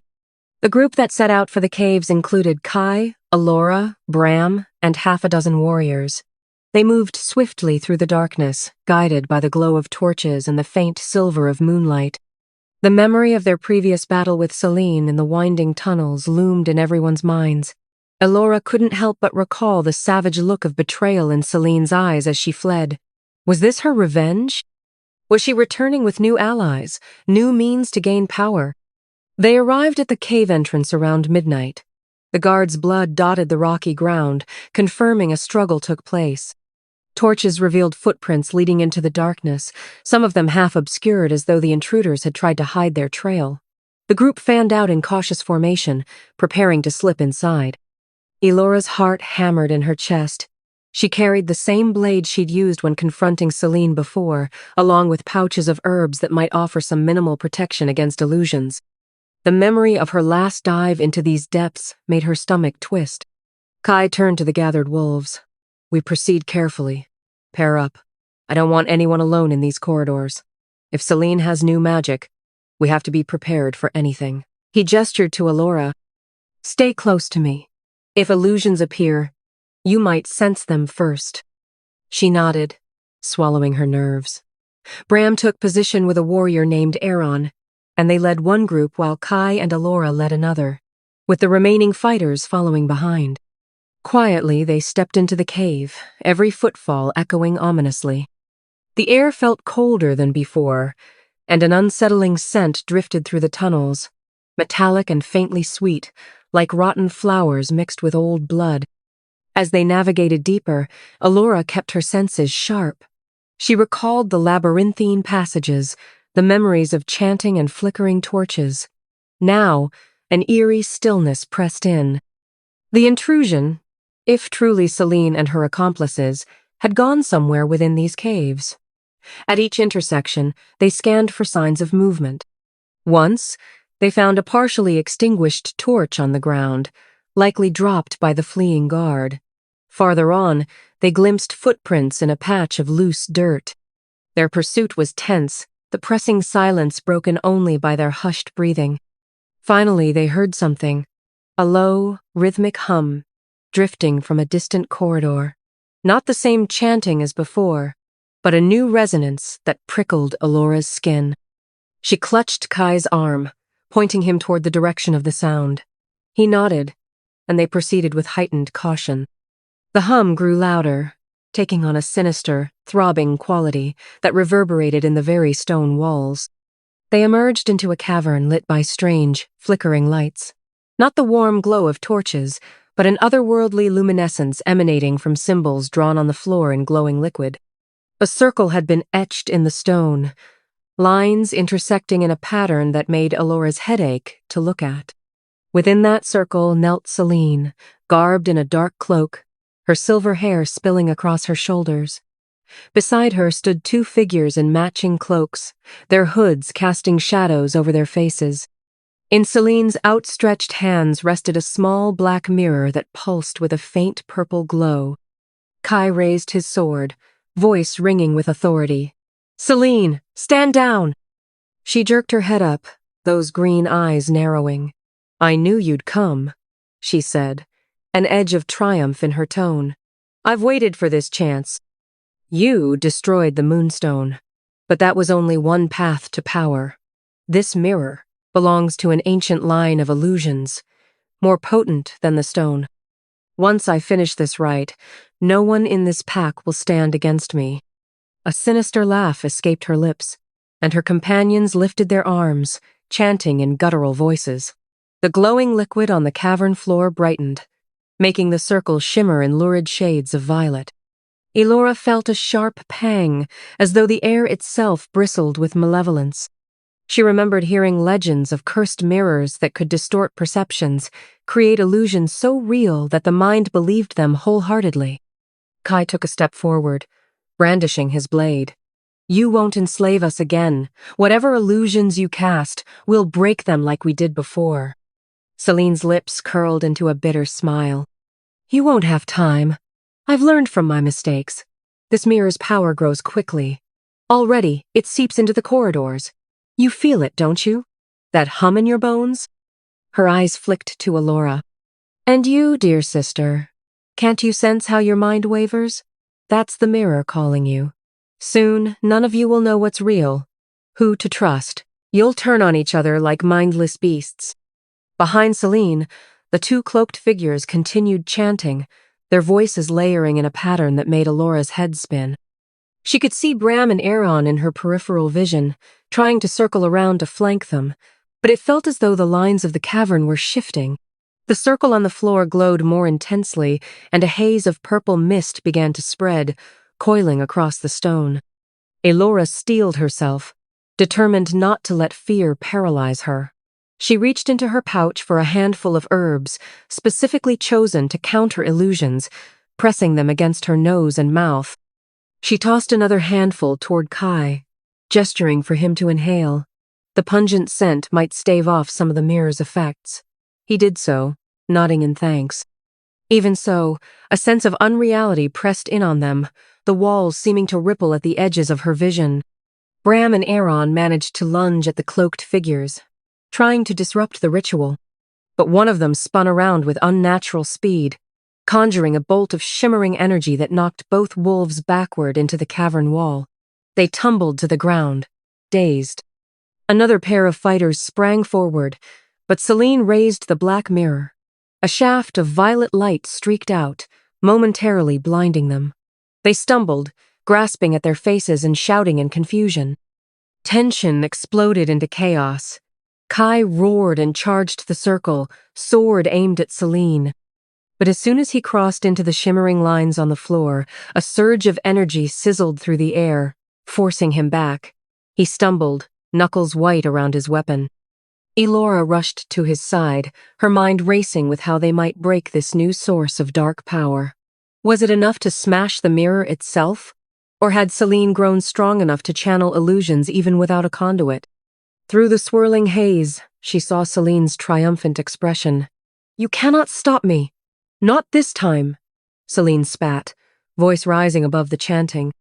"Once I complete this rite, I'll make you watch as I claim your precious alpha again.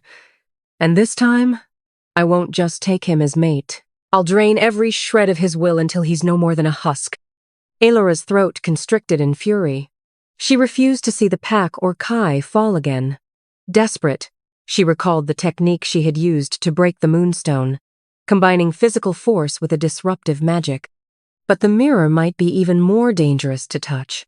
She scanned the cavern for anything she could use as a tool or weapon that might reach the mirror without stepping into the circle's trap. Kai glared at Seline, determination burning in his eyes. "I won't be your puppet again," he growled. He tried to move along the edge of the glowing pattern, looking for a weak spot. The circle flashed whenever he drew near, as though warding him away. Suddenly, from behind Seline, Bram rose to his feet, unsteady but resolute. He'd shaken off the earlier blast. With silent precision, he drew a small throwing knife. Elora caught his eye, and he gave a subtle nod, indicating he planned to target the mirror from a distance. She inhaled sharply. If he aimed well, he might knock it from Celine's hands. But if Seline saw him, or if the illusions warped his aim, it could fail. She decided to create a distraction.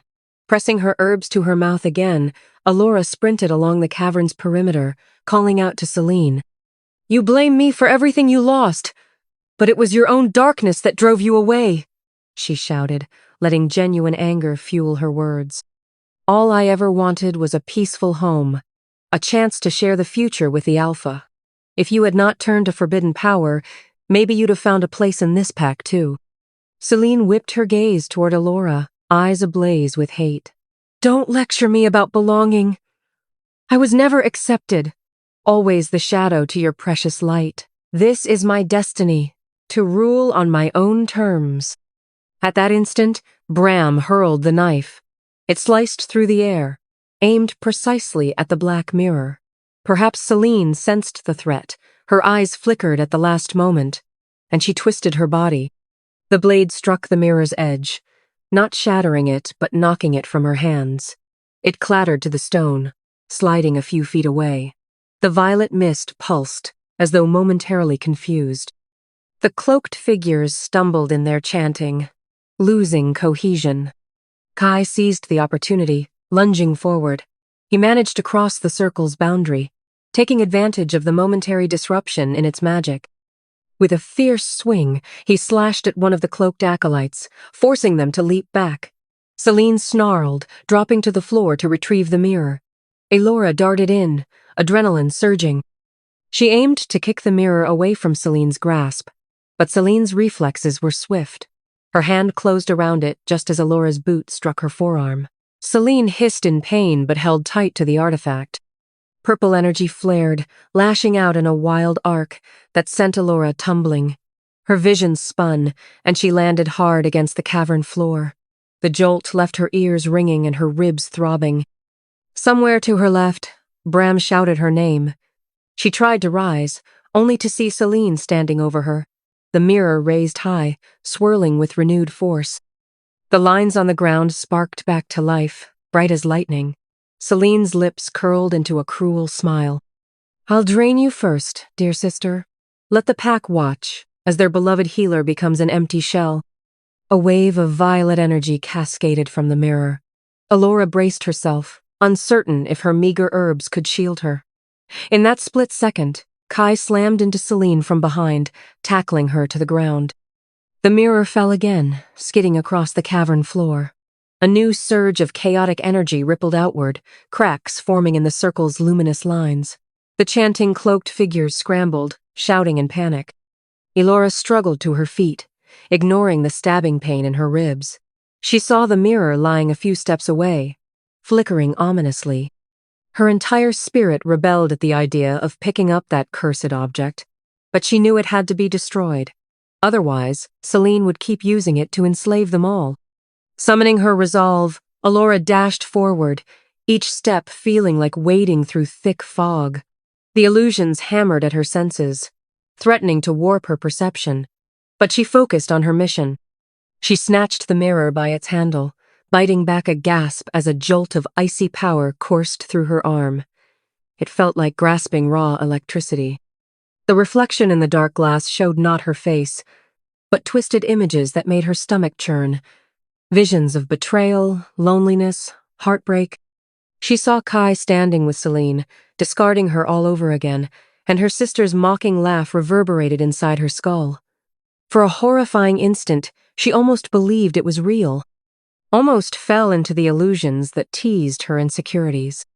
Then she remembered the journey she had taken, the resilience forged through loss. She drew upon that inner strength, refusing to surrender. Clenching her teeth, she recalled the charm she used on the moonstone, the synergy of physical force and concentrated disruption. She gathered her will, letting her healing intuition invert into an attack on the dark energy. "You do not own me," she whispered vehemently to the mirror, "and you will not rule this pack." With a furious cry, she hurled the mirror at the stone floor, slamming it down with all the power she could muster. A brilliant pulse of purple erupted, forcing her to shield her eyes. The glass fractured in a deafening crack, splintering into shards that rained across the cavern. Malevolent energy swirled, screeching as it dissipated into the air. The circle's glow winked out, leaving only the flicker of torches. The illusions that had haunted her mind evaporated like morning mist. Seline, pinned by Kai, screamed as the artifact's power vanished. "No! No!" she wailed, voice raw with despair. The cloaked acolytes gasped in horror, their chanting ceasing altogether. One tried to dash forward to salvage the mirror's remnants, but Bram blocked the way, sword raised. Farron, bruised but resolute, seized the intruder's arms, subduing them. As the violet haze cleared, Seline thrashed against Kai's hold. Her eyes were wild, no longer the controlled cunning she once radiated, but the madness of someone who had lost her final chance at dominion. Kai, breathing hard, glared down at her. "Your reign of illusions ends here," he said, voice hoarse. Elora stumbled toward them, pressing a hand to her side where her ribs flared with pain. Her stare locked on Seline, who glared back with unrestrained hatred. "I told you once that you couldn't take what wasn't yours," Allora said, each word brimming with a sorrowful finality. "You chose the path of betrayal, and it led you here." Seline spat, fury and desperation in her expression. "What do you know of betrayal? You were always the darling of the pack," the rumored Luna. "No one ever questioned your place." She twisted her head to look at Kai, her voice turning scornful. "And you would have been so easily ruled, so easily seduced by power if I had more time." Kai exhaled a shaky breath, forcibly restraining her. "Enough. You've tormented us too long." He exchanged a glance with Allora, silently asking her to confirm the next step. They both understood that banishment, even if it had been the solution once, would no longer suffice for someone who had repeatedly threatened the pack with forbidden magic. Looking to the other wolves, Kai announced his decision. "For high treason, for crimes against the pack, Seline will be imprisoned. We'll find a secure place where her dark arts can't reach us again. And we'll see to it that she never commands illusions within this territory." A hush fell. No one contested his pronouncement. Even the acolytes had nothing to offer in her defense, having seen the mirror broken and their scheme ruined. The reality was that Seline's crimes were beyond forgiveness. The illusions that had nearly destroyed the pack twice would not be tolerated again. Kai motioned for two warriors to restrain Seline. She tried one last time to break free, shrieking in rage, but she was too drained from the collapse of her magic to resist effectively. They bound her hands and carried her, half dragging, from the cavern. Bram and Farron rounded up the other cloaked figures, who put up minimal resistance now that their source of power was shattered. In the faint torchlight, Allora found herself trembling, the enormity of what had happened sinking in. She felt Kai's presence at her side, his hand lightly touching her shoulder. She turned to him, eyes meeting his. The exhaustion in his face mirrored her own, but so did a sense of profound relief. "We did it," she murmured. He nodded, voice thick with emotion. "Because of you, Allora. You broke her illusions. Again." She let out a weak laugh that held more relief than humor. "I couldn't have done it alone." A wave of dizziness washed over her, the toll of magic and adrenaline. Kai steadied her, gently guiding her to lean against him for support. "Let's get you home," he said, concern in his gaze. "You're hurt." Home. The word sent a pang through her heart, because for so long she had not felt she had one. Yet as she cast a final glance around the cavern, at the remains of Seline's illusions glittering in broken shards, she thought perhaps it was possible that this place could be hers once more, if only she chose to stay. They emerged into the night, the sky streaked with the first hints of dawn. Other wolves awaited them outside, tense but hopeful. When they saw Seline bound, the mirror destroyed, a collective sigh of relief and cautious triumph spread through the group. Some asked if Elora was all right, their expressions reflecting the gratitude they felt for her sacrifice. She mustered smiles, telling them she would heal in time. The pack marched back toward the main lodge, the hush of the forest a welcome contrast to the chaotic echoes of the cave. Word spread quickly of Seline's capture. At the lodge, the elders convened to witness Kai's official decree. Seline was to be held in a warded cell, shielded from any relics or opportunities to practice illusions. A few older wolves versed in protective magic agreed to perform binding rituals, ensuring she could not channel lingering energies. While there was a certain sadness in seeing a former pack member condemned, none could deny it was necessary for everyone's safety. Exhausted and battered, Elora retreated to her quarters to rest. Bram offered to remain nearby in case she needed assistance, but she assured him she would be fine. She just needed time to let the tension ease from her mind and body. Alone in the small cabin, she eased onto her bed, leaning back against the pillows. She replayed the final confrontation over and over in her mind, the raw desperation in Seline's eyes, the powerful illusions swirling through the cavern, the moment she shattered the mirror. It felt surreal that it was finally over. A gentle knock sounded at the door. Expecting a pack member with another urgent message, she dragged herself up, cradling her aching ribs. To her mild surprise, it was Kai again, concern etched in his features. "I'm sorry to bother you," he said quietly. "I just wanted to make sure you were all right." She stepped aside, letting him enter. "I've been better," she said, a wry twist to her mouth. "But we're both alive, and the pack is safe." He studied her for a long moment, as though gathering his words. "I don't know how to thank you for stopping her. If Seline's illusions had spread again, we wouldn't have survived it this time." Elora shook her head, sinking back down on the edge of the bed. "You don't need to thank me. This was as much my responsibility as yours. She was my sister once, or at least I thought so. I won't let her destroy everything I care about." Kai crouched beside her, gingerly placing a hand on the blanket near her arm, careful not to jar her injuries. "I won't press you for decisions about us, about the future. But I want you to know something. I choose you, not because of any prophecy, but because you are the one who has shown true devotion to the pack, to me, even when I didn't deserve it." Emotion swelled in Elora's throat. She took a moment to steady herself before responding. "You've shown me, these past weeks, that you're willing to do the hard work. I see how you've stepped up, how you've earned back the pack's trust, little by little. And maybe you've earned a bit of mine, too." He exhaled, relief washing across his expression. "I'll do whatever it takes to show you I'm worthy of your trust. If that means we rebuild from scratch, so be it." She reached for his hand, letting her fingers rest lightly over his. "We can start by leading the pack into a new era, one free from illusions. That's enough for now." Kai's eyes shone. Carefully, he leaned in, and Allora allowed him to press a gentle kiss to her brow.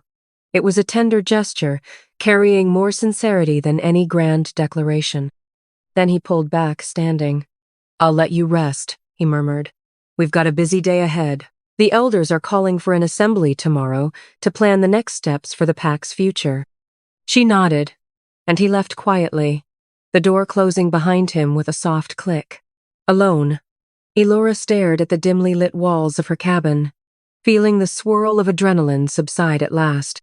She didn't know if she and Kai would fully repair the bond that had been so violently broken, but she realized her love for him was not as buried as she once believed. Forgiveness and second chances might be possible, slowly, in the light of a new beginning. The following morning, the pack gathered in the central clearing. The air held the freshness of a day after rain, even though the sky was bright and clear. Wolves of all ages assembled, forming a wide circle around the large ceremonial platform. Seline's capture had quelled the fear that once plagued their hearts, and for the first time in a long while, an undercurrent of cautious hope flowed through the crowd. Kai stood on the platform, flanked by several elders, including Othna. At his side was Allora, wearing bandages beneath her shirt but holding her posture with quiet strength. She glanced around, heart thumping at the sight of the community that had been her home, that had once cast her aside but now looked to her with gratitude. Bram joined them on the platform, representing those outside the pack who had aided in their struggle. Kai raised his hands, and the chatter hushed. "We are here to acknowledge the dawn of a new chapter," he began. "The illusions that plagued us are gone. The one who cast them has been imprisoned. We must now reaffirm who we are and who we want to become. Let us not forget the lessons learned from this ordeal. Our unity is our strength, and we must guard our hearts against deceit and greed." Othna stepped forward, resting a gentle hand on Kai's shoulder. "These events have tested us, but they have also shown us who truly stands with the pack through thick and thin." She smiled at Allora. "We honor those who came back, who put aside personal hurt to protect us all, and we look to the future, trusting in the bonds we forge through honesty and compassion." A murmur of agreement spread through the wolves, many gazing at Allora with admiration. She felt both pride and humility swirl within her. When Kai gestured for her to speak, she stepped forward, heart pounding. "I left this pack, broken and betrayed," she said, her voice carrying across the hushed gathering. "But I realized that my care for you was stronger than any hurt I endured. We have faced illusions and heartbreak, and we have emerged. May we never again allow darkness to consume our community. Let us heal, protect each other, and build on what we have reclaimed." Soft applause and howls of approval rippled around the clearing, and Allora felt an odd weight lift from her chest, as though she was finally setting down the burden of her past anguish. Whether she would remain to guide them as Luna, or merely as a healer and advisor, was not something she had fully decided. But in that moment, she felt a belonging that transcended titles. Kai concluded the assembly with a vow to maintain transparency, to consult the elders and the entire pack on major decisions. He made it clear that no single wolf would hold unchecked authority again. The applause was stronger this time, a unified demonstration of relief and renewed commitment. Afterward, the clearing erupted into conversation and mingling. Wolves approached Allora to thank her, to share stories of how they had survived under Seline's manipulations. Some apologized for not standing up for her when she was cast aside. She accepted their words graciously. In many ways, this was a community binding itself back together, and she was content to be part of that, at least for the present. Standing at the edge of the clearing, she watched as Kai conversed with a group of older warriors, instructing them on improved patrol routes. His leadership bore a newfound humility. Now and then, his gaze would drift toward her, a gentle smile touching his lips. She offered a small, encouraging smile in return. They had come a long way from the heartbreak and betrayal that once separated them. Eventually, he parted from the warriors and approached her. "Hey," he said softly, lowering his head so they could speak in relative privacy. "You did well up there. They respect you." Elora tucked a strand of hair behind her ear. "They respect you, too. They see that you're different now." He nodded. "I plan to be a better alpha than I ever was before. For them, and for you, if you'll let me." She glanced around, noting how the pack's mood contrasted sharply with the grim tension of just weeks prior. A sense of peace settled in her chest. "I'm not ready to talk about a formal bond yet," she said with a tentative softness, "but I'm willing to consider it someday, step by step." Kai's smile was tinged with relief. He hesitated, as though debating whether to say something more, then simply reached out and took her hand. This time, she allowed her fingers to curl around his, a quiet acceptance that maybe, in the aftermath of darkness, they could find a way forward. Whether fate had intended it from the start, or they were carving out a fresh destiny together, she was prepared to discover it on her own terms. As the sun climbed higher, the pack bustled with newfound purpose. Wolves gathered to rebuild damaged huts, clear overgrown paths, and craft new defensive measures.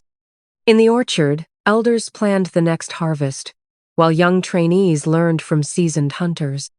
Laughter and conversation filled the air, a welcome departure from the hushed dread that had reigned for so long. And at the center of it all stood Elora, once outcast, now recognized for her strength and compassion. Sometime later that evening, she wandered to the riverside, listening to the rush of water. The glow of twilight painted the sky in gentle purples and pinks. A wave of bittersweet memory washed over her. The first time she realized Kai might be her destined mate, the heartbreak of his rejection, the lonely nights she spent in exile. Yet all of those moments had shaped her. She was no longer the timid wolf who quietly lingered in the background, content to let fate decide her future. She had stepped forward, faced betrayal, and emerged with a sense of self forged from trial. Kai joined her by the river, quietly matching her gaze at the horizon. For a long time they said nothing, simply watching the water flow. Then he spoke, voice hushed. "Sometimes, I think about how we used to stand here as pups, skipping stones or trying to catch fish with our bare hands. We dreamed of what it meant to lead, to protect our people. We never imagined the path would be so complicated." She gave a faint smile, recalling those carefree days. Maybe that's part of growing up, learning that dreams aren't always straightforward. But we're still here, still standing. He nodded, exhaling. "I'm grateful for that, and I'm grateful for you." Carefully, he took her hand, turning her to face him. His amber eyes flickered with sincerity. "Whatever happens tomorrow, or the day after, I want you to know that I won't let illusions or betrayals come between us again. I've learned my lesson, a painful one, but it changed me for the better." She studied his face, seeing the earnestness in his expression, the lines of remorse and determination etched near his eyes.